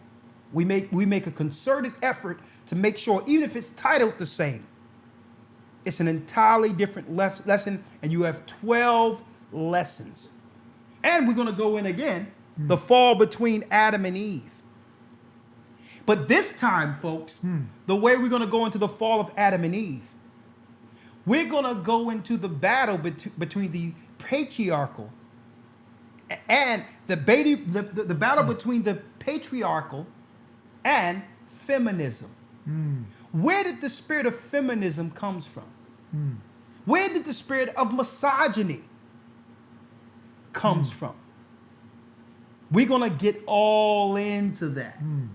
The split between Adam and Eve, the fall of mankind. And we're going to go into that week 2 with also, you got it, boom, tracing the serpent seed. We're going into it, folks. And this particular lesson, we're going to do something different. This particular academy. We're going to go into a lesson strictly based on what the Most High say concerning children. Family, children, and the whole prospect of it. What was God's original plan for family? On top of that, we have another lesson. The Gentile nations. Who is who on earth? We're going to have a map there and break down how you can look on the map and find exactly who's Ham, Shem, and Japheth in the earth today. It's going to surprise a lot of you. So you got to bring that discussion we were having about the nations and what people think of. Okay. I've been waiting for that one. Yes, we're going into it. Okay. We're going into it. Okay. 12 full weeks. You don't want to miss it, folks. Yeah. You don't want to miss it. As the Most High give it to us, we're putting it out there. Okay? We're doing it within these lessons. And of course, as we teach on the street, or you come within our congregations, or when we teach live, we'll dribble and drab it out there for those who see us online or whatever. But we try to keep that meat, that fervent meat that fuels the spirit of study within that academy. And if you're not in it, you're missing it. historytimes.org, go to gatheringofchrist.org, or just send us an email, gatheringas1 and be a part of this. Sunday after next will be the academies of all academies. Okay? Also, we're making it where the elders of the church and the deacons of the church can actually, in our meeting, come into the academy, and it's all taken care of for them to make sure they're up on it, because we don't want the students coming into the class getting some more key. than the others. Yeah. So, historytimes.org, gatheringofchrist.org, gatheringas1 And I would like to say this, the date is, and I know because the date isn't correct on the videos, September 22nd, Sunday at 9 a.m. Myself, Elder Ricard, want to see you in this academy. Okay? 9 a.m. Eastern to 2 p.m. We're going to cut it off at 2 p.m. if it be the Most High's will. Okay? And we're going to make sure your PDFs, everything out there for you, so you don't want to miss that. The next thing I wanted to talk about is the fact that the album project, the video will be released quite soon. And the project, let me put it here, the project is a music with a purpose. My first project of the church, an inspired album. Part is going to be inspirational, 12 songs, and the other 12 songs will be praise. It's called A Music with a Purpose. And October 13th, ironically, we'll have what you would call a release party of all, of the project itself. The video will be up on Vivo. We're going to try to have the video on Vivo tomorrow. It will be up on Vivo leading up to the release party October 13th. Yeah. And I'm going to go over that with you before I open up the broadcast, open it up for you. Real quick, on your screen is a link. And on that link you see on YouTube, okay, you can click on that link and actually hear the song A Higher Powers with me on Spotify. It's my project and it helps support the work, okay? And we sent out a blast email that we invite you, the GOCC, Gathered Christ Church, invites you to the debut album by myself, Elder Ricard, and I Am Apparel fashion show. We're going to have white and gold carpet. It's going to be nice. Brothers and sisters coming in, looking modest, looking good. That white on, and it's going to be it's going to be a classic gala of righteousness. Yeah. Okay. It's going to be at the White Eagle Hall at Jersey City, New Jersey, Sunday, October 13th, 2 p.m. to 7 p.m. Okay. I'm going to perform. We're going to have some other acts there with us that's going to perform. The choir, the choir, Brother the whole Hebrew, nine. Hebrew Fresh, who's going to be there performing. Exactly. It's going to be, it's going to have a good time. This is going to be an epic event. We'll cover songs from both the Praise and the Inspire album. And what we're going to try to work behind the scenes is to have it where those who cannot come can actually purchase an online ticket to view us live through YouTube. We have 3 different cameras set up so you can be a part of the whole event and not miss this, I would call, monumental point of this ministry, in which we'll use the music as a segue to get into churches, to set up revivals, to go into Africa and different areas to teach the word as well as inspire people through the praise that comes through song. This epic musical event will cover songs from both my Praise and Inspire album. So the question is, are you ready? Let's get it. Okay. So as you can see, and I hope you all support it, at the release party, we'll have the CDs, we'll have all the merchandise there. So if you'd like to be a part of it, or we're going to have it now where you can actually send in your request, and you can purchase it online. You can get the 2 album CDs sent directly to you. You can listen, keep your ear to the ground. We'll have that out there for you soon. And we'll do one more broadcast before the entire release, probably next Wednesday. But keep your eye on the gatheringofchrist.org. We're going to have a page there, and so that you can actually order your CDs as soon as possible. So I hope you're looking at that. But in the meantime, I need you to click on that link, the link you have there on Spotify. Listen to the song and support the song, okay? And also, I think for the album release party, I think the tickets are already online. You could get them online already. Yeah, the tickets are online. They can get the tickets online. Let me go and see if what we have here. One moment. All right. Where does it say online? Because I know she sent it to me here. Okay. Okay, it's right here. It says, yeah. Okay. It's proper attire. You must be 18 or over to attend. There is an open bar for those that are 21 or over, but of course, modest drinking. Portions of the proceeds will be donated to the Gathering of Christ Church. The general admission for open seatings and standings is $35.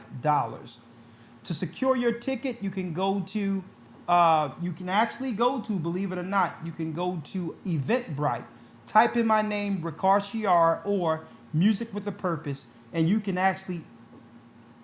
purchase your tickets right now if you would like. Yeah. On Eventbrite. And we're setting up a link, I think, in the website and the YouTube channel. Yeah, we're YouTube and link. Also in the GOCC website as well. Yeah, but if somebody want to get before it, you can go to Eventbrite, type in Ricard Shiar or Music with a Purpose, and you'll see that same avatar pop up with my picture on it, and you can actually secure your ticket tonight if you would like. Yeah. And so let me go over this and I'm going to hand it to you. Ahead. It says VIP seats, front rows. You get a free drink and a T-shirt, and that's $75 for the higher VIP section tickets. Okay. It's copyrighted, of course. Everything is secure. And it says our mailing address, if you would like to mail and inquire or send donations or whatever to help. Royalty Music by Shepherd at 2000 Hamilton Street, P.O. Box 946, Philadelphia, PA 19130. Okay, let me see here. And it'll be on the Eventbrite. That's it. Go ahead. Bar. Yeah. So there's limited seatings. Yeah. You want to get your tickets. There's $75 tickets, which will be, you get some perks with that and things of that nature, the T-shirts and the drinks. You get a package. And the package, and it's going to be, you're going to have some other things you're going to be privy to. They're limited, so you want to get your tickets now and things of that nature. There's only, I believe, 450 tickets available.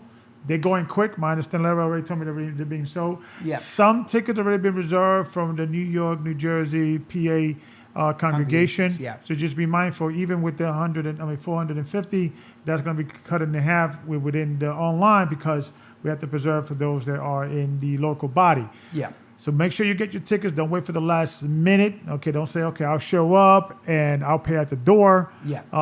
Most likely, we're going to be sold out by that Yeah, day. we're going to be sold out. Yeah, so try to if get you want your to get tickets in now. front of it, go to Eventbrite Yeah. and type in Music with a Purpose or my name, Ricard Shiar, and get in before they're gone. Right. Because it's a limited amount of seats. Yeah, absolutely. Tickets, So this is going to be Yeah. a situation, once we establish this, the elder, he put me as the road manager. What is, I don't know, these titles, I forget how many Yeah, times I have. you're the event organizer Okay, now. so by default. By default, right? Yeah. So the right place, the right time, or wrong place at the wrong time, depending how you look All at right. it.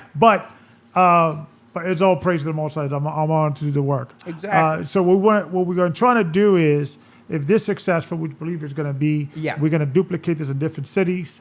So we're going to be coming to a city near you and things of Yeah. that nature. We're going to be having performers, of course, with Elder Ricard, but also within the local bodies of different churches that, we're going to have also performance before the elders, the opening acts and things of that nature. We're going to be having that. We're going to eventually, once we successfully able to do this and things of that nature, we could go overseas. So Yeah. that's going to be the next step in regards of having our first concert in Africa, in Yeah. South America, in Canada, in the Europe, Australia and England and Manchester, those areas. We're gonna Yeah. in Asia, all over the world, because one thing that we understand is that our people understand music, understand rhythm, and that's what attract people. So we're using those things. Hey, it's to, part to- of it's to- part of the Most High's kingdom do the and work, praise to and do bringing the forth- gospel, yeah. Exactly. So please support it. Exactly. Okay. All right. So what I would like to do, I'm going to answer a few questions, or not answer questions. Give your insight on what will they do next, and more so than that, I need our perspective on how must we walk, understanding that Israelites are under the spotlight. So I'm going to go down here. We have 313 area code, then 404 area code. I'm going to take about 3 or 4 calls, and then after that, just for 5-10 minutes, I would like to bring in Joshua Yahweh from the UK and give us an insight on what's going on definitely over wanna hear there from him. with this story concerning this sister. That they're actually that everyone over the UK is up in the roar about, relating it to Israelites. All right, can't answer that. Can't answer you because I'm live. Unfortunately, sorry. All right, call back. I'm broadcasting every Wednesday. 313 area code. Yes, shalom, elders. Shalom. How are you? I'm blessed, thank you. Okay. It's just like the scripture said, how must we walk like, gotta walk upright and righteous. And, in certain situations, like, I wanted to ask you real fast, like when we had wear the 12 tribe shirts, and I've got a lot of response from different people about them shirts when I wear them. And, some of them, sometimes we have to fake it till we make it, like, just act dumb sometimes to some people when they ask a certain question. Just, I got it from a friend or something. Because some are trying to pick at some because they are asked with knowing what it means. So, yeah, you just got to walk uprighteous and, hey, some situations, hey, fake it till you make it. All right. Well, thank you, sister. And can I also add to that, sister, if you don't mind, also elder? Okay, go ahead. See, this is the dilemma I think some people have in regards of like, okay, they're already demonizing the Israelites community. Yeah. So what should we do, us being part of the gathering of Christ Church? Yeah. Knowing that we are also Israelite, understand that's not salvation. Yeah. I think in regards of those things, when people may wear a shirt, blessed by the best, or the 12 tribes, that sometimes people are hesitant to wear those shirts or in certain areas because of they being demonized and things of that nature. And Okay. I wanted you to maybe expound on this, elder. I think those are the perfect opportunity Yeah. to educate. See, See, people because the to say, church- okay, not the all church, Israelites You know, all are due like respect that. to the sister, because I don't know what type Yeah. of attention she get, but Yeah. I don't believe in faking it. You know, I understand that term is not used in that point. Yeah. But I would use it more so as a segue or teaching tool. Yeah. Now, of course, you have to do it eloquently and articulate by letting brothers and sisters know, listen, I know when you hear 12 tribes, you think about those guys that shouting on the corner. This is not what this shirt is about. This shirt, the 12 tribes of Israel, are the 12 sons of Jacob written of in the Bible. And we are the children of those tribes. Now, let me make it clear. I'm not associated with anyone claiming to kill somebody or hurt somebody and all that. I'm an Israelite in Christ. So I use that shirt, even if it's provocative on one side or controversial, to give a righteous explanation for it. That's the whole point of the shirt, not to shy away and run away from those who may look down upon you or put you under some certain type of stereotype. Yeah. Use it as a tool. Yeah. All right? All right, Thank that's you. okay. Great Let me go question to and the next statement, sister. But that's a great point, though. I mean, sometimes you got to do what you got to do, but, you know, some of these terms, you know, I'm with you, but you don't got to fake it. It's just to stand up and be proud. Okay? It's been a long time since we had the knowledge of our forefathers. To stand up with that information with pride. 404 area code. Shalom. You're on the air. You're live on the air with the Gathering of Christ Church. Shalom, shalom. Elder Wakar, Elder Gabar, Shalom. We're You're here. live. Oh, yeah. am I on? Yes, Yeah. sir. Awesome, awesome. Praise the Lord. How you doing, elders? I'm doing so well. Jump on I got in now. a comment. All right, I got a comment. I have a question. Also, I was going to say that you took the words out of my mouth regarding the specificness. We have to be specific when it comes to this truth. So I was going to say regarding the sister and the next thing that they're going to be doing, I wanted to read one scripture, and then I was going to get into my statement. Oh, hey, this whole thing. brother, you got a choice, one or the other. What statement you gonna make, or you gonna read that scripture? Okay. You're not gonna get both now. Okay, let me read it. Okay, let me read this scripture real quick. Okay. I'm going to the book of Joel, chapter Okay. 2, Yes. verse 11. And it reads, "And the Lord shall utter his voice before his army, for his camp is very great, for he is strong." Hold on. "For he is strong."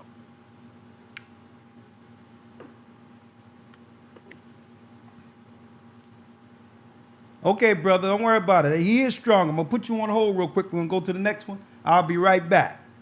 My brother, 334 area code. Shalom. You're live with the Gathering of Christ Church. How you doing, Elder? I'm blessed by the best, and This his is name Randall is from high. Prattville. Yes, and basically, I feel like if we get this word, the way we treat people Yeah. and the way we act has to always be for God. It has to be for Christ. And we must know that every Israelite doesn't have that same mindset. That's true. And I just feel like people love to put labels on everybody, but you got to be your own person. But know the goal.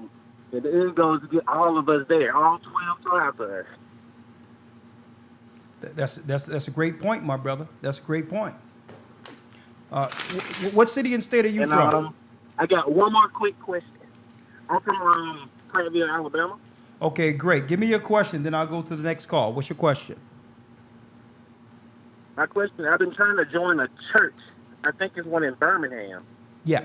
And I've sent emails, but I haven't been able to get contact with anybody, sir. Okay, you don't have to worry about that. Write down his brother's number real quick for me, Elder Gabar. See it right Yep, there? I see it. Let me have your name real quick. It's Randall. Randall. Okay. How old are you, Randall? I'm 30. 30. Okay, that's a good age. That's a good age. Hope you're ready.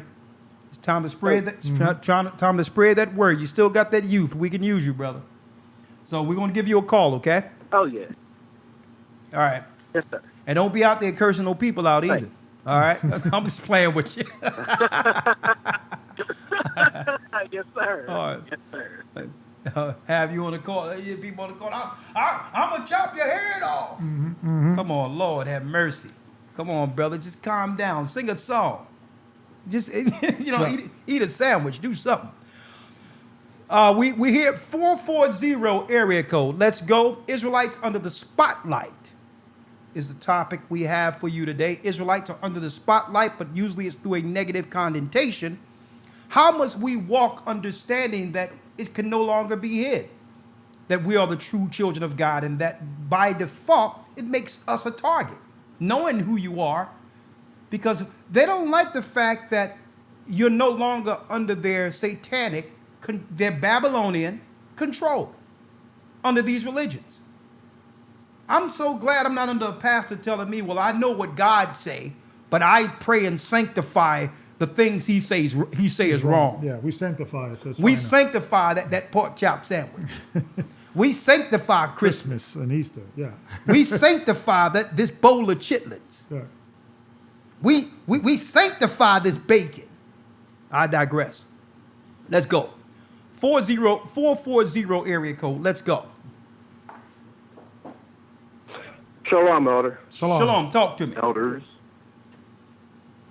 My comment is simply Matthew 7 and 6. All right. Talk to us. And other than that, if I ever turn on YouTube and I see you or any of the other elders running around like a chicken with their heads chopped off, then I'll panic. Hold up. What's the example of that? What are you talking about? You will never see us running with it. What's your example of us running around with a chicken with our head cut off? What's that? What I'm saying is, I know that you all aren't going to panic through this truth because we've got promises that are greater than any fear that we can be fed. Okay. So I just mentioned that to say, if I were to ever turn on YouTube and I see you all in a panic, then I'd be like, oh, it's time to panic. What the heck? Oh yeah, hey brother, if you see us panicking, hey brother, we're gonna give you at that time. That probably the last broadcast where you get the address to the wilderness. Right. You meet me here, brother. Shalom. All right. Okay, so you had one scripture. Read it real quick before I go to the next point. Right. Oh, that was Matthew 7 and 6. Come on. With all the stuff that's going on in the media and our everyday walk. Okay. And Matthew 7 and 6. Come on, hit us with it now. Hit us with it. Come on now. You got that word. You got to be ready. Instant. Come on. Give not that which is holy unto the dogs, neither cast ye your pearls before swine, lest they trample them under their feet and turn again and rend you. See, that's a man that's dealing with wisdom right there. That's some wisdom right there. You can't cast your pearls before swine. You have to know exactly who you drop in knowledge and understanding on. Mm-hmm. Some of us think you are converting a person, and this person wants you underground. He wants you dead. Mm-hmm. So you must be wise as serpents and harmless as a dove, because these words are power. You think everyone is receiving this information like you have received it? Some of what you say becomes... Yeah. Don't forget how the spirit works. Sometimes what you say can become a threat to someone's very existence. Mm-hmm. You're actually pulling out that spirit and showing the negative this system has always made us believe it's okay to walk with. Mm-hmm. Brother, great point. Great point. Let me put you on hold. Great point. 515-605-9327 to come in. If you're going to come in, do me a favor and make sure you press 1. If you have a statement or comment, come in with it. 515-605-9327. This broadcast will cut off in 21 minutes. So if you're going to get in beyond that 21, you have to call immediately so that at least you're in queue when Blog Talk cut off Yeah. before overtime. 515-605-9327. What I'm going to do now is pull in a brother from the UK who's going to give us some insight Yeah. on Wanna what hear that. this story has done over there, in the UK.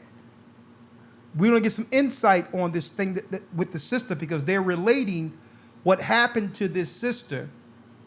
Let me pull the picture up again. Joy Morgan. They're relating this to the Israelite United in Christ, and using that in the UK with the Southern Poverty Law Center to actually bring something forth. Yeah. What exactly?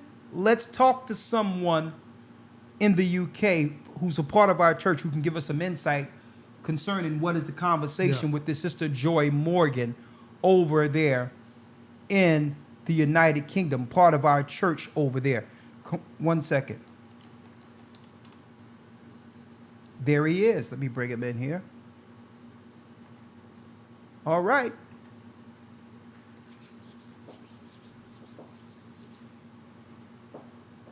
I think, Brother Yahweh, are you there? I think we got him. Shalom, my brother. Shalom, elders. How are you doing? I'm blessed by the best, and his name is Ahai. It's good to hear from you, my brother. Praise the Most High. Good to hear from you as well. Okay, so let me ask you: have you seen this BBC documentary on the sister, on the murder of Joy Morgan? Yeah. Funnily enough, it was just a couple of days ago that somebody forwarded me this particular documentary. I believe it or not, the first time I actually heard of Joy Morgan when she was missing is when me and a few brothers were actually out on the streets evangelizing, and some guy walked past, pointing his finger in our direction, shouting, "Where's Joy? Where's Joy?" That's deep. You see people, and I'm like, what, so eventually he's broke down about this missing sister. And I'm like, hey, that's nothing to do with us. And he said, yeah, well, they had them on. And he kept pointing at our fringes. You see that? So instantly, what's going on?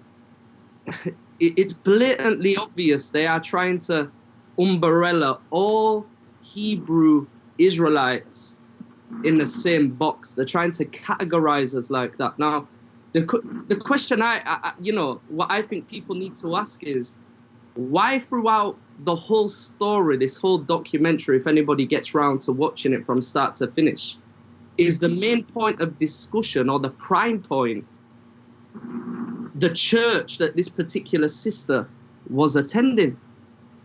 To me, that's bait in itself. Because you're exposing directly now that you have an alternative agenda. Because it's not just about her. How many people are suffering in different denominations of religions throughout the world? And when something happens, the prime focus is not on the religion or the church that that person was from. Not only that, this sister happened to be a dark-skinned sister who died at the hands of a dark-skinned man. It's not like somebody white turned up dead, but yet focus is still diverting all the way over to a so-called Hebrew Israelite church. Now, check this out. On that documentary, you can't even get 3 minutes in, Elder. You get to 2 minutes, 23 seconds. And I'm going to quote it word for word.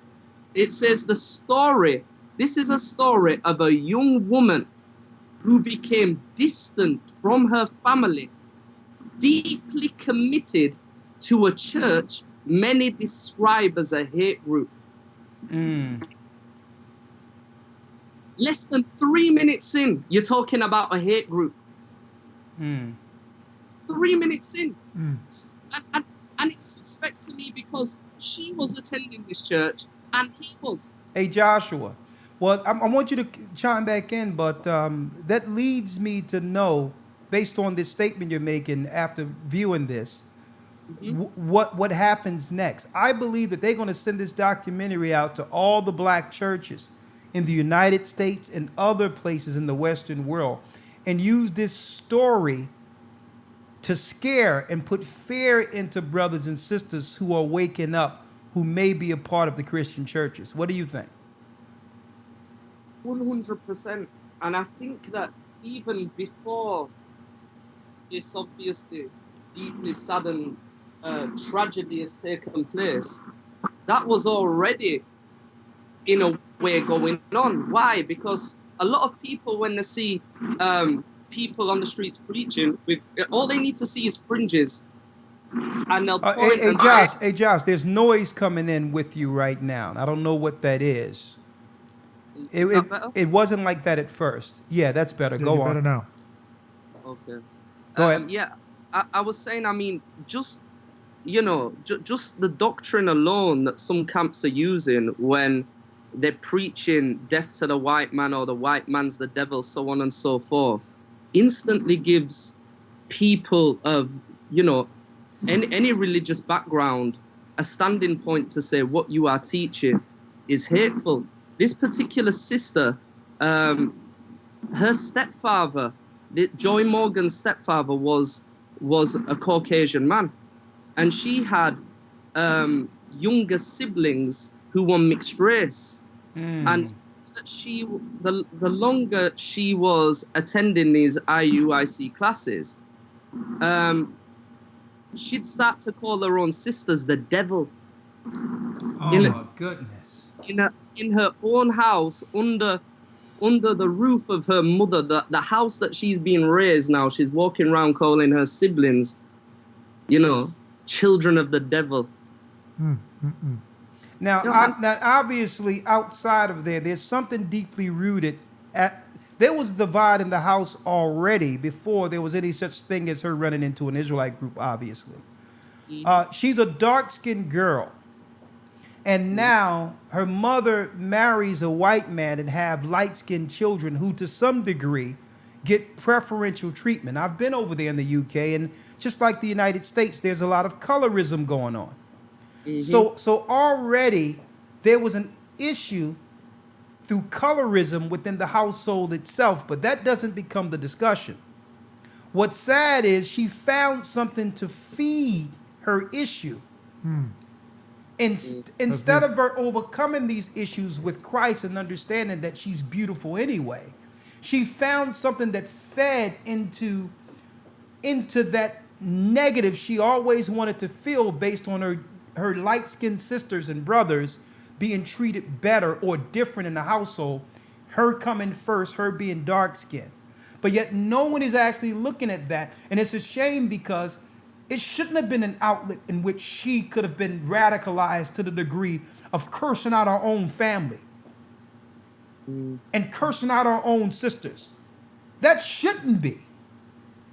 And see, and I believe that if anything positive can come from this, that we can highlight this to see some of the things they're saying and demonizing the whole thing. That's correct. Pointing out the wrong that our people should avoid. Because this is the first time I heard this piece, Joshua, that she was radicalized to the degree, well, according to them, that she began to call her own sisters and brothers the devil. Now that's deep, folks.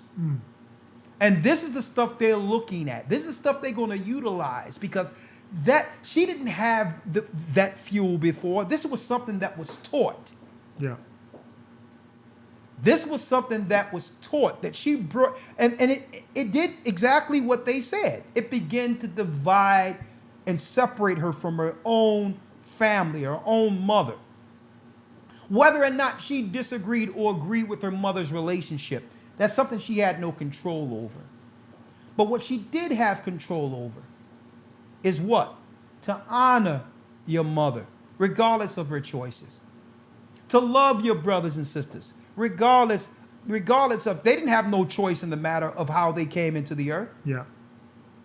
So it's not about disagreeing or agreeing. It's about how we must treat people. But go on. I digress. Go on. Well, another thing I just wanted to touch on very quickly. I didn't know that part, but go ahead. No. The question I believe I heard Elder Gabar ask is whether this case is still going on. Now, Yeah. the case is still open because Joy Morgan's body to this day has still not been found. However, this particular brother, Chauffeur El Israel, he has been convicted, and that was on August the 5th, 2009, and he was handed a sentence of 17 years for murdering Joy Morgan. Okay, so let me ask you a question because I don't know exactly how the laws are over in the UK concerning murder, but Yeah.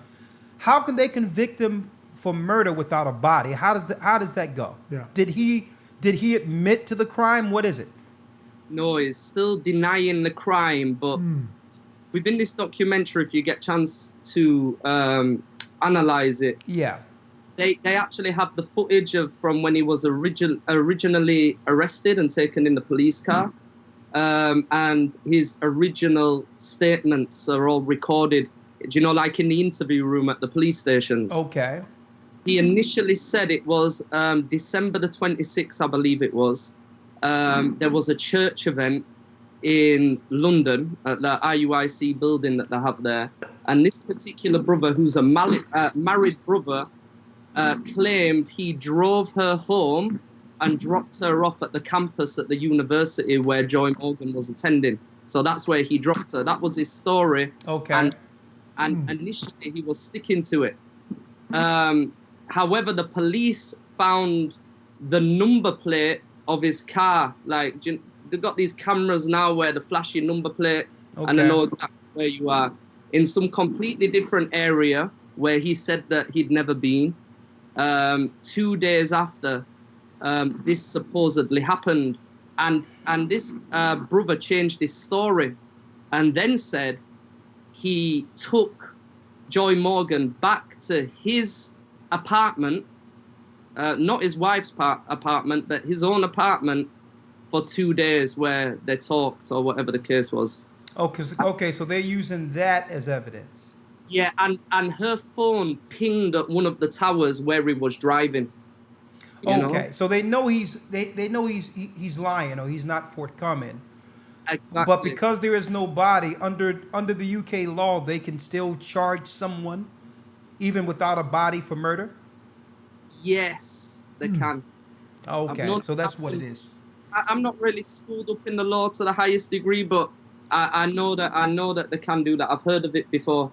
Okay. Now let me ask you this because I know you've seen IUIC, the group over in the UK. When we were there in Manchester, they weren't there as of yet. Right after we set up over in Manchester and other areas in the UK, I know they came subsequent to us and began to set up over the UK. You see them over there now, and what are their take on this matter?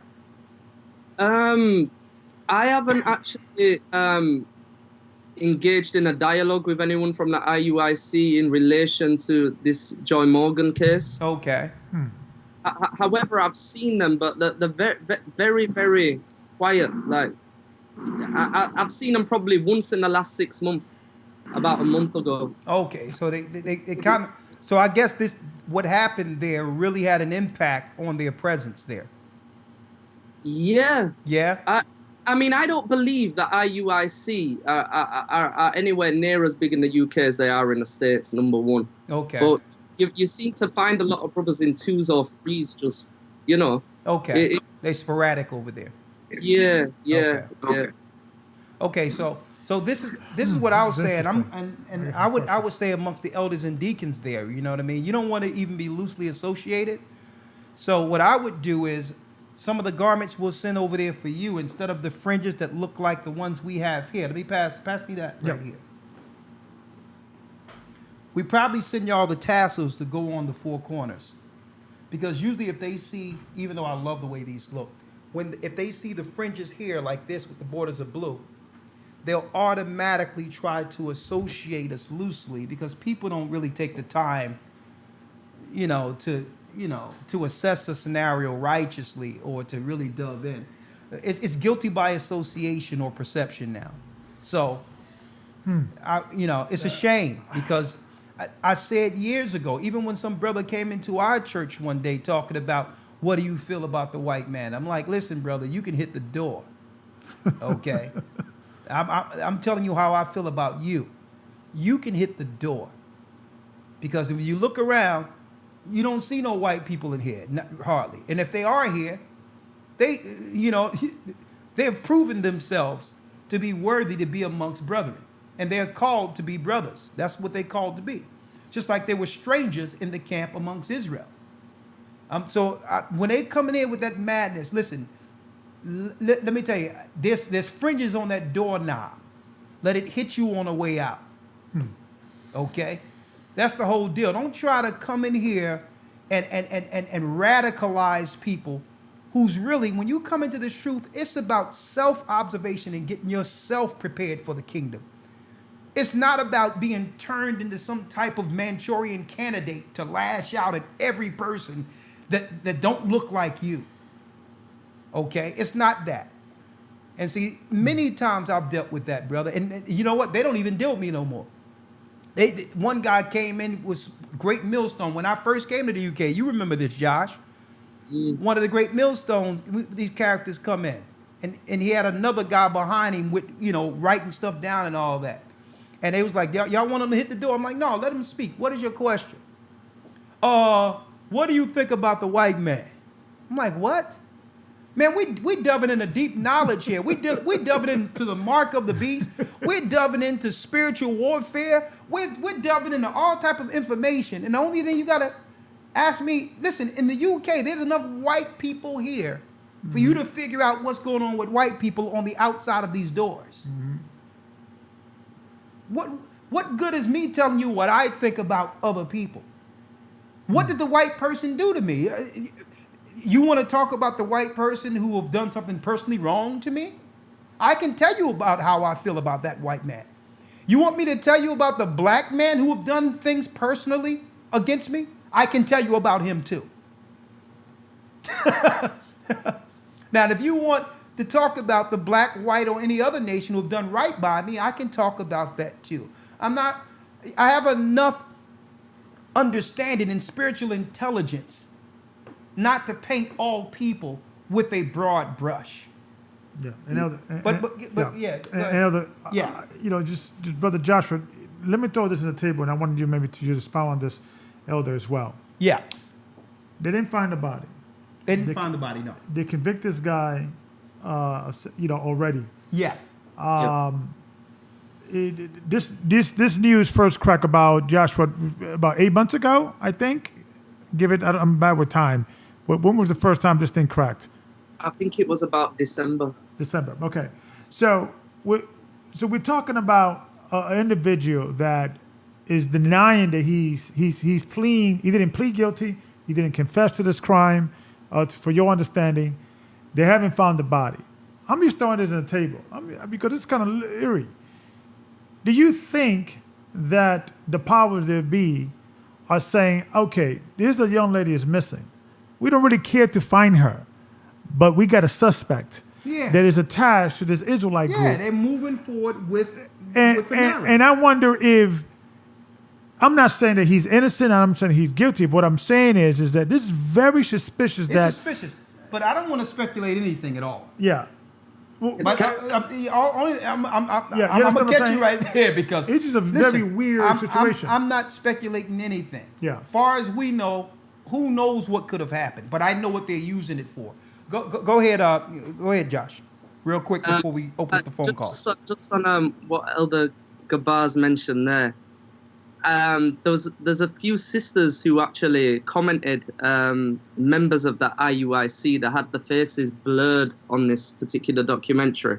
And I'm going to read out word for word what they said when they came out of the courtroom. Okay, so these are quotes that are on the 90 seconds. The documentary, right? Yeah. Okay, go on. I've typed up.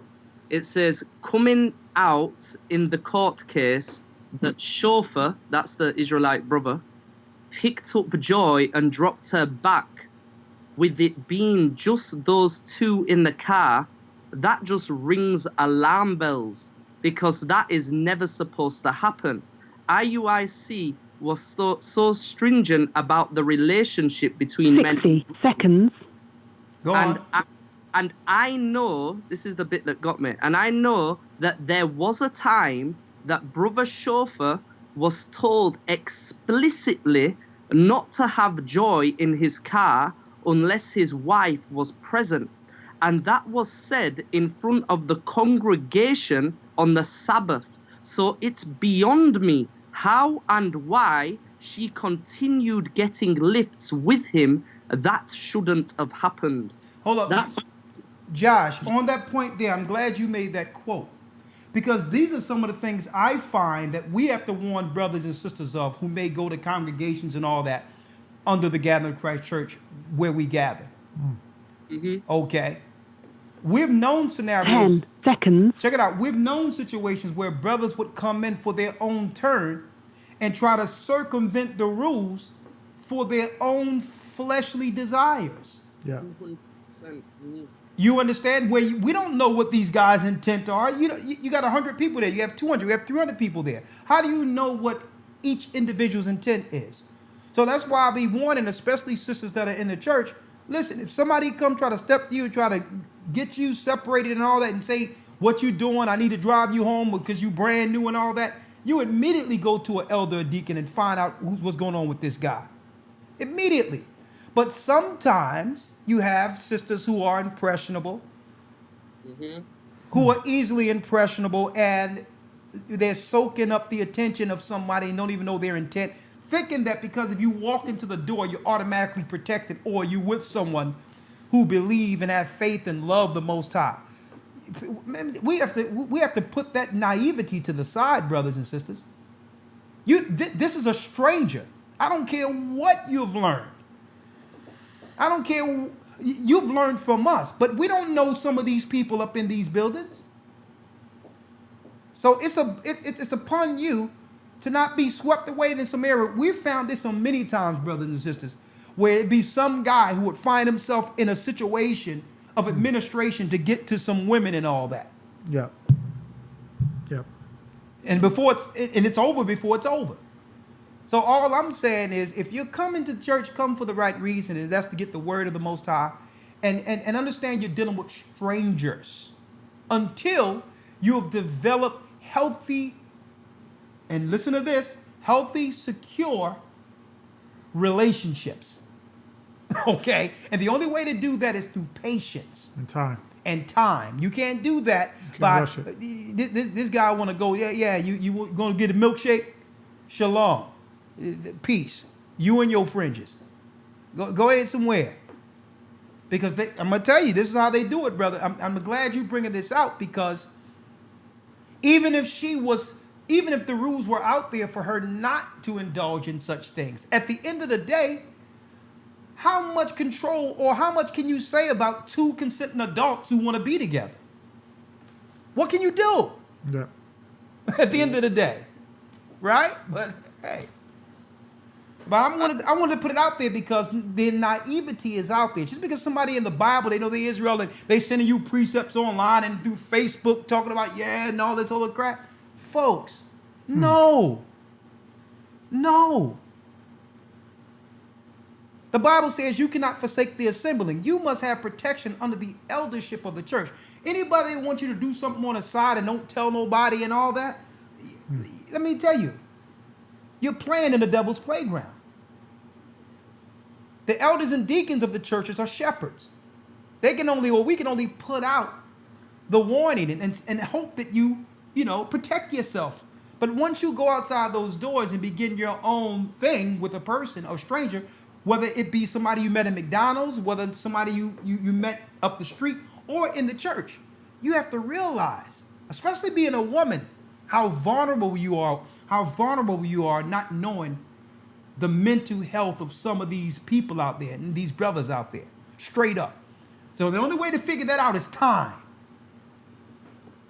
I wanted to put that out there. One more point before we go down the list of these phone calls, Josh. Last point. firstly, I just want to say that was the point of interest to me. Yeah. If this particular sister is telling the truth, and it did happen the way she said it did, and this brother stood up in the middle of a congregation and was told openly, do not ride in the car with this sister unless your wife is present. The first thing I ask is why that happened like that, because there must have been a reason for that to transpire the way it did. So that made me because a little suspicious. But what probably someone knew there that the brother was unstable. Mm. Probably.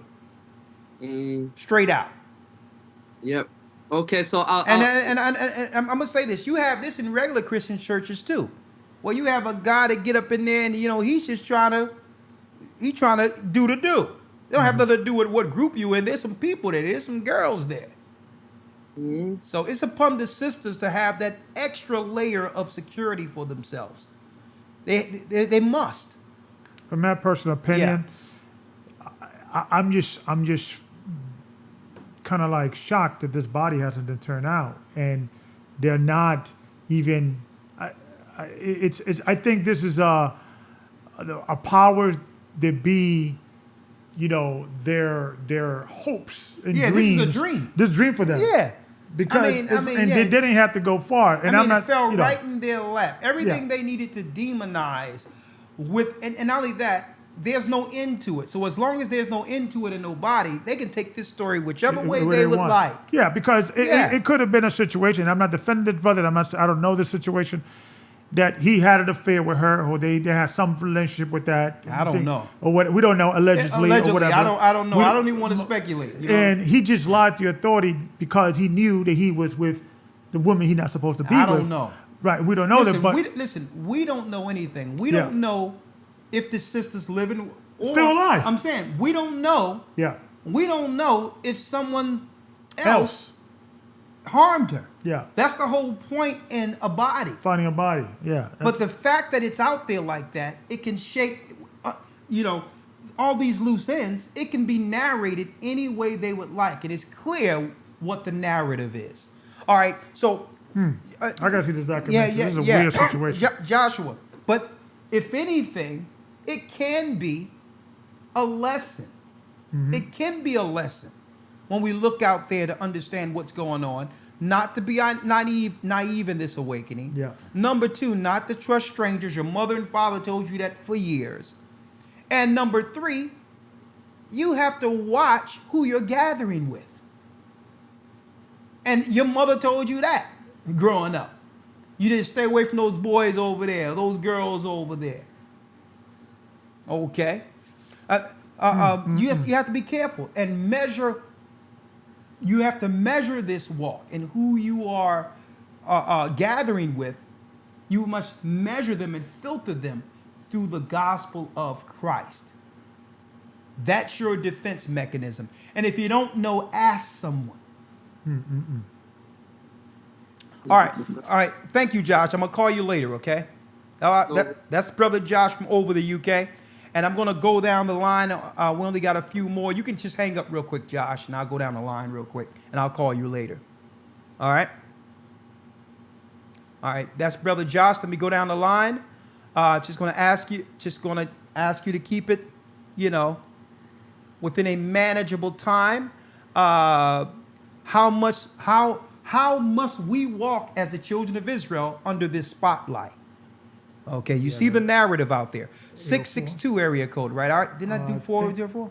Yeah. I think you did 662 already. Okay, 804 area code. Yep.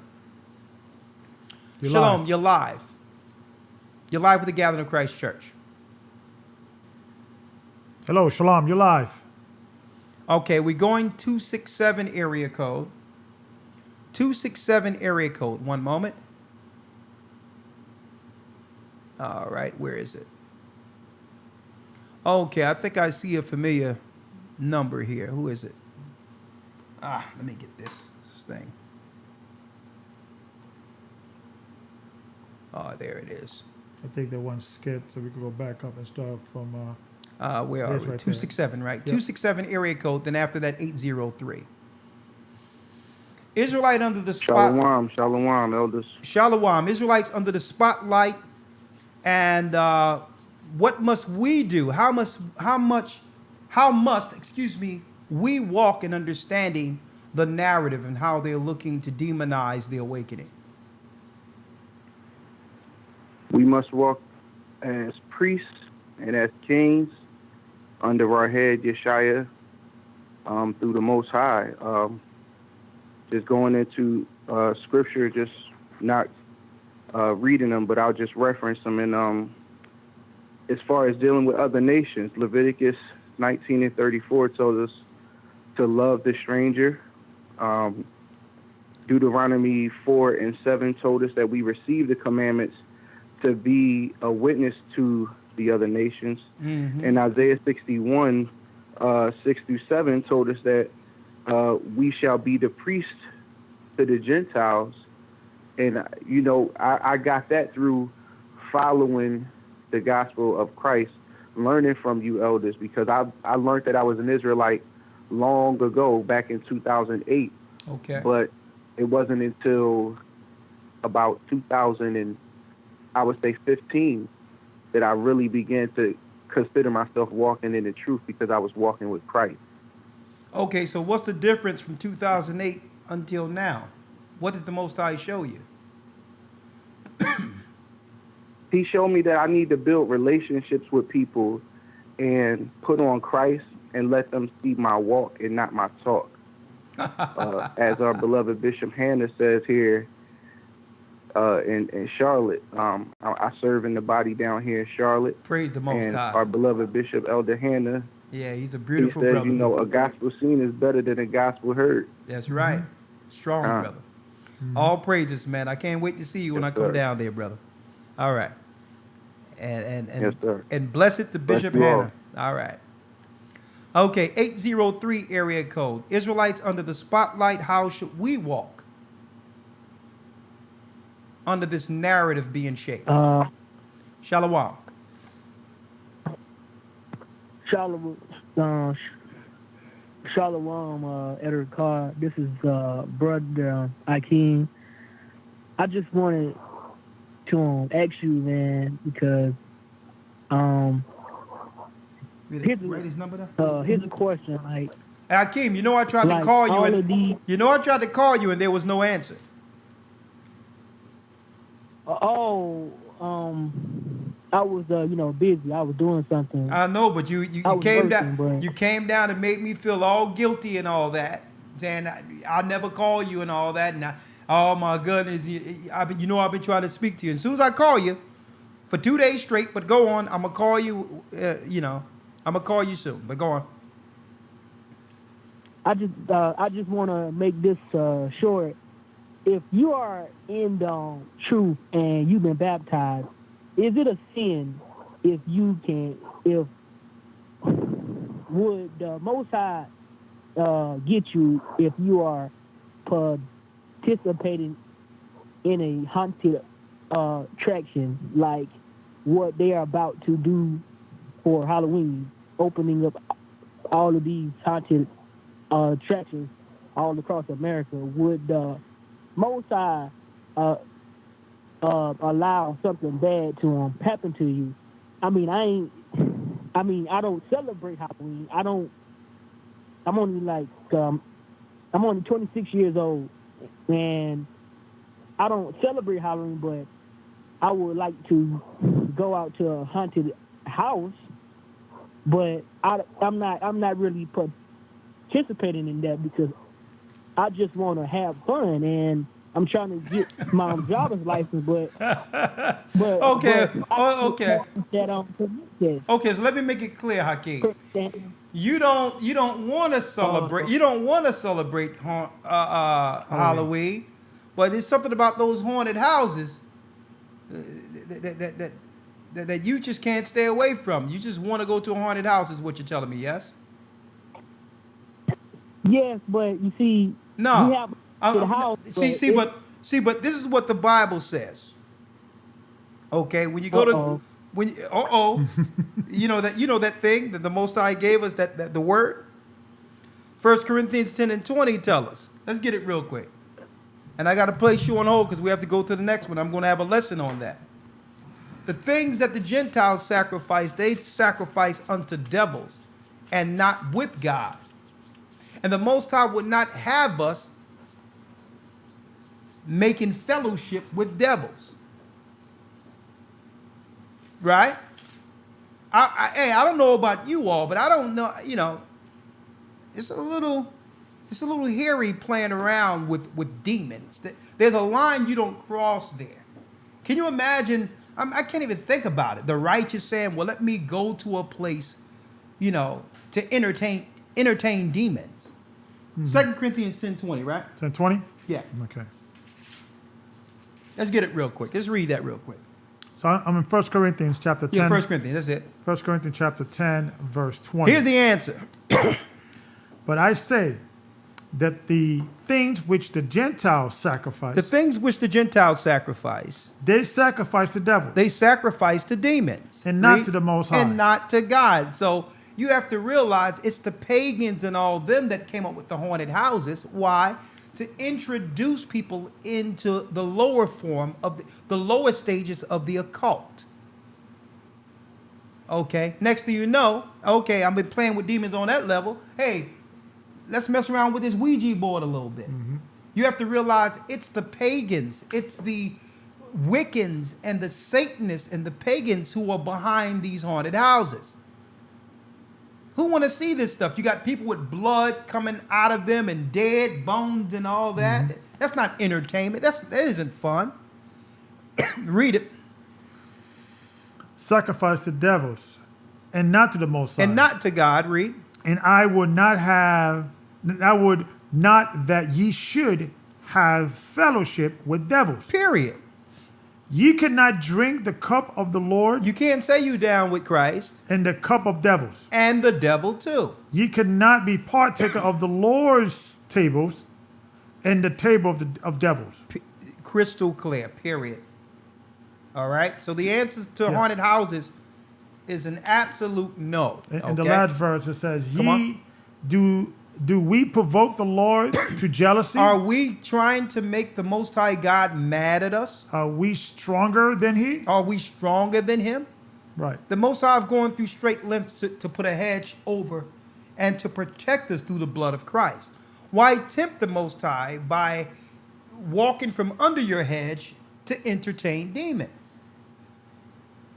Yeah. All right, next. And the scripture said, refrain from all appearance of evil. Exactly. Even if something even looks wrong. Yeah, ain't nothing fun about that. Running around you gonna people in the explain dark, that? bunch of freaks, and no telling what's going on there.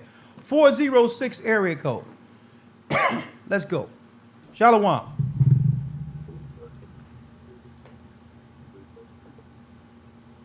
You live. You're live. 406. Come on now, talk to me. All right. We're almost done here. All right. Only a few more. 1 second here. All right. Here. 1 second. All right. One more call. Then after this, we'll wish you all Godspeed. 917 area code. I'm sure lawyers there. Shalom. Shalom, elders. How you doing? I'm blessed by the best, and his name is Ahaya. All right. You live.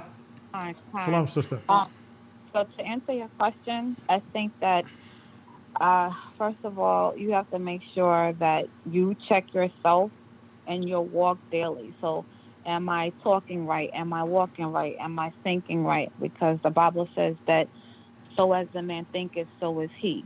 So then if you think straight, then you'll start actually putting things into perspective so that when you're actually walking out there, that people can see a difference in you, and they see a light, and they see the light, and they see, the Most High's light shining through you so that it can attract other people. So anything that I do, like in my walk and my talk, I try to make sure that I'm accountable and I'm conscious of what I'm doing so that I don't shame the Most High's name. And for those who do know that I have been able to have that rapport with them, that, I am in the Israelite faith, not the ones that you would see, well, Elder Gabar knows because he's from New York, because I'm a part of the New York body, not the ones that you would see on 125th Street, talking about, oh, we hate white people and white people are devils. but there's a difference from them to us, and it's a shame that we all have to get grouped in one, and you can separate that there are actually good good people from the bad, just like how we don't group all Christians together when they have boys running rampant in the church and either molesting girls or molesting boys or spreading diseases. Nobody group all Christians together as bad, but they do it with us. So we just have to make sure that we watch ourselves and how we walk and talk. You're right. You're right. Amen, Absolutely, sister. And how old are you, sister? Oh, I'm 37 years old. Yeah, you had to think about that one, huh? Yeah, after a while, I forget too, because I don't celebrate, I'm like, what was it, my birthday again? Good. It's all good. Yeah. Well, sister, all praises Thank you, be sister. to the Most High. You're walking the virtuous path, and guess what? I'm glad you are a part of the body and showing forth a righteous and virtuous example as an Israelite. All praises be to the Most High. And these are the examples that I'm hearing here that you'll seldom see on broadcasts like BBC.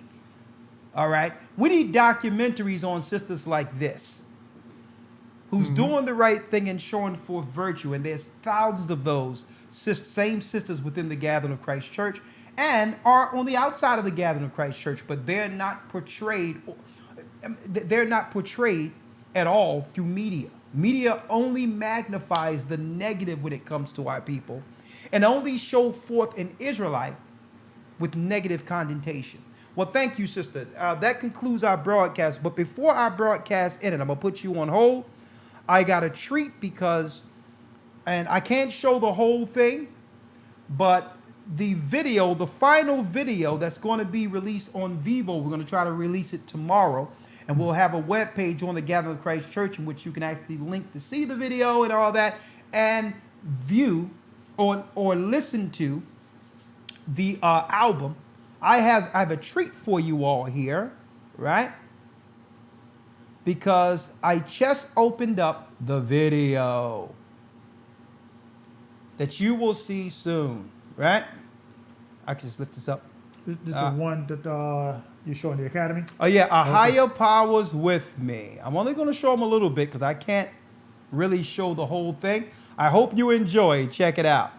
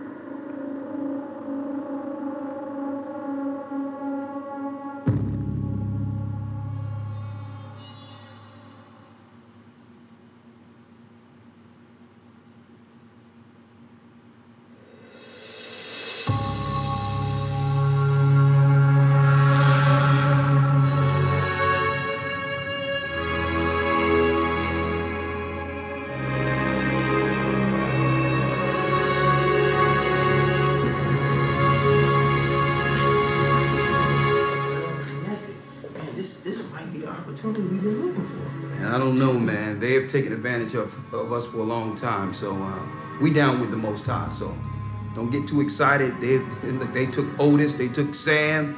Look what they did with, look what they're doing with Robert right now. So let's calm down. Don't get too excited. Just play behind me, okay? Maybe this guy can help us here.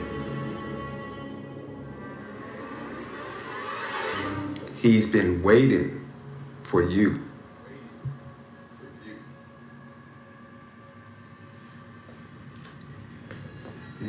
What's up with this guy?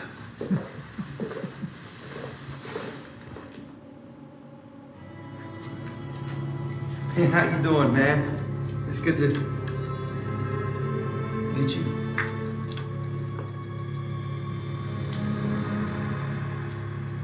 So you can sing. Yeah, I'm okay.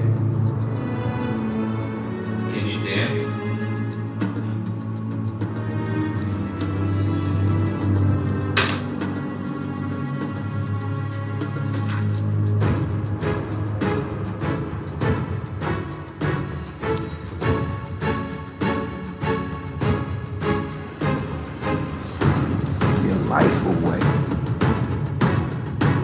Who's your God?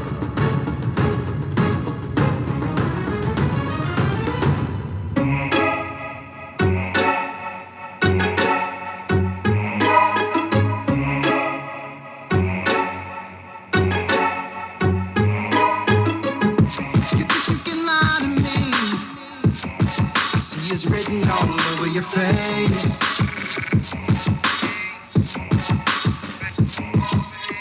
Scientific intricities you created out in space.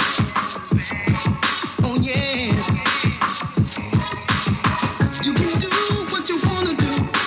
Tap the phones, we know you're listening. You can think how you wanna think now, but you can't stop us. The truth is rising. We refuse. I will go down without a fight. You think that I can't say his what you're doing to me? No, you cannot defeat me. 'Cause I'm not in your league. My hand on your heel, I'm pulling through. A step ahead of you. You think that I can't say, you know how you promised me.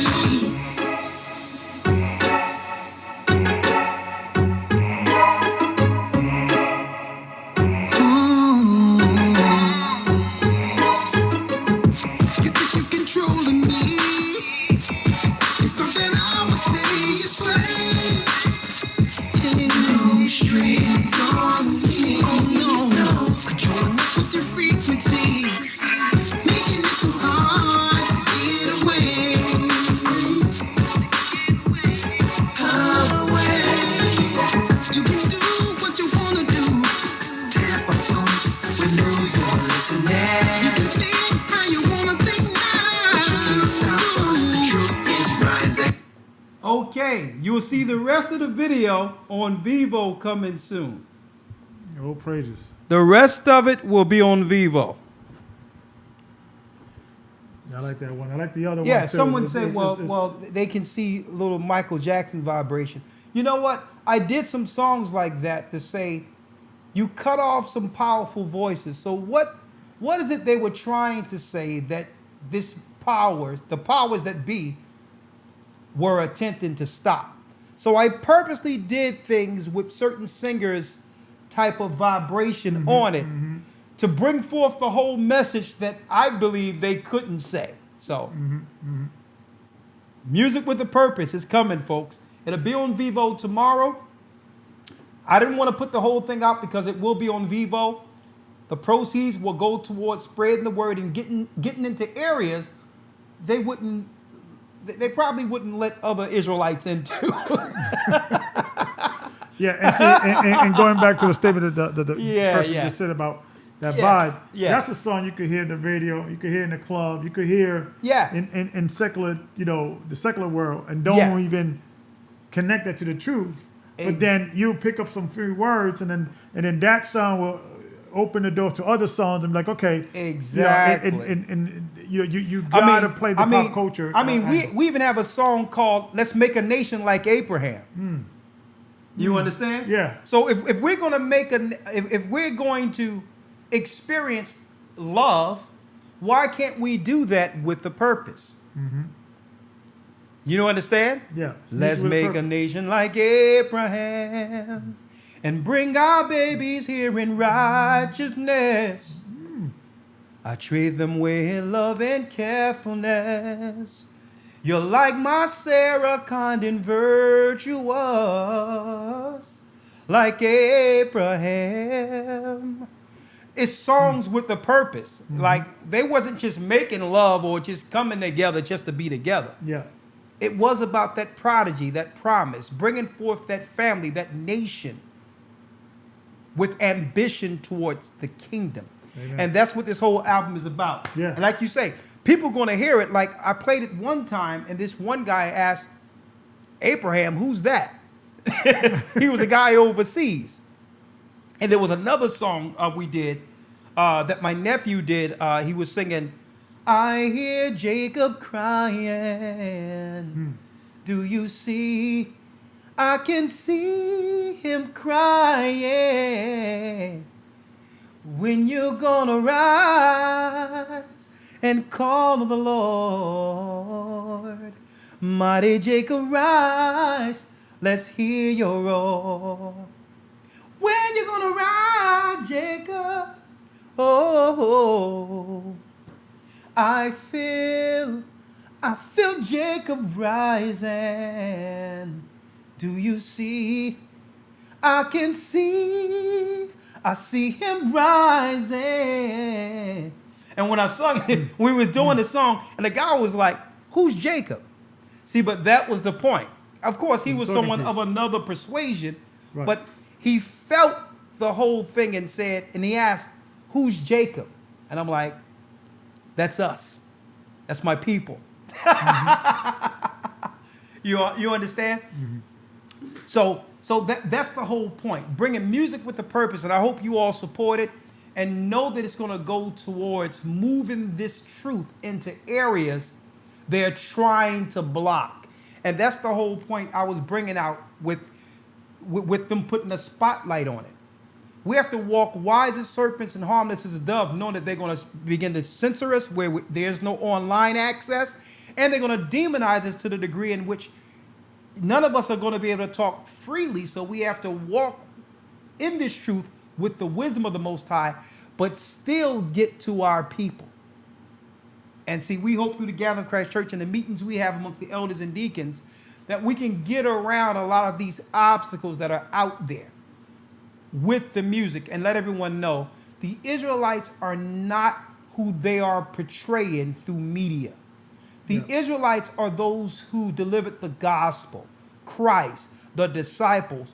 Paul in Romans 11 tell you he's an Israelite. Hebrews 7 and 14 it tell you it's evident that our Lord sprang out of Judah. On and on and on and on. Israelites are supposed to be seen in a positive light. Why? There would be no such religion as Christianity if it wasn't for Israelites. The Israelites were, Acts 13, called Niger first in Antioch. So there would be no Christianity without black people. It was black Christians that started what we call Christianity today. And that's the aspect. That should be spotlighted. That should be the spotlight on Israelites. The fact that your Christian churches wouldn't have a church if it wasn't a such man as an Israelite by the name of Jesus Christ, whom you call Jesus Christ. So with that, you ready to finish the work? If you do the work, Elder Gabar, I am apparel lawyer. You're going to be in with us next week. We wanted to drop this. I'm sorry I wasn't able to pull a lawyer in. I was able to pull in Josh this time. But guess what? It's time to finish the work. And brothers and sisters, be wise as serpents and harmless as doves. Stay prayed up, sin not. Be the Israelite with a positive example going forward. Don't let them use this negative against you. The awakening wasn't for that. Shalom, I love you. Let's get it. Hebrew and Bible Academy in 2 weeks. I want to see you there. HistoryTimes.org. I love you. Shalom. Amen.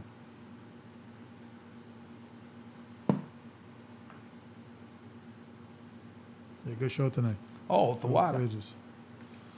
There's a weird situation up there, though. But what'd you say? Yeah, I want to see that documentary because I haven't followed. Oh yeah, I'm gonna check it out. I'm about to check it out. Yeah.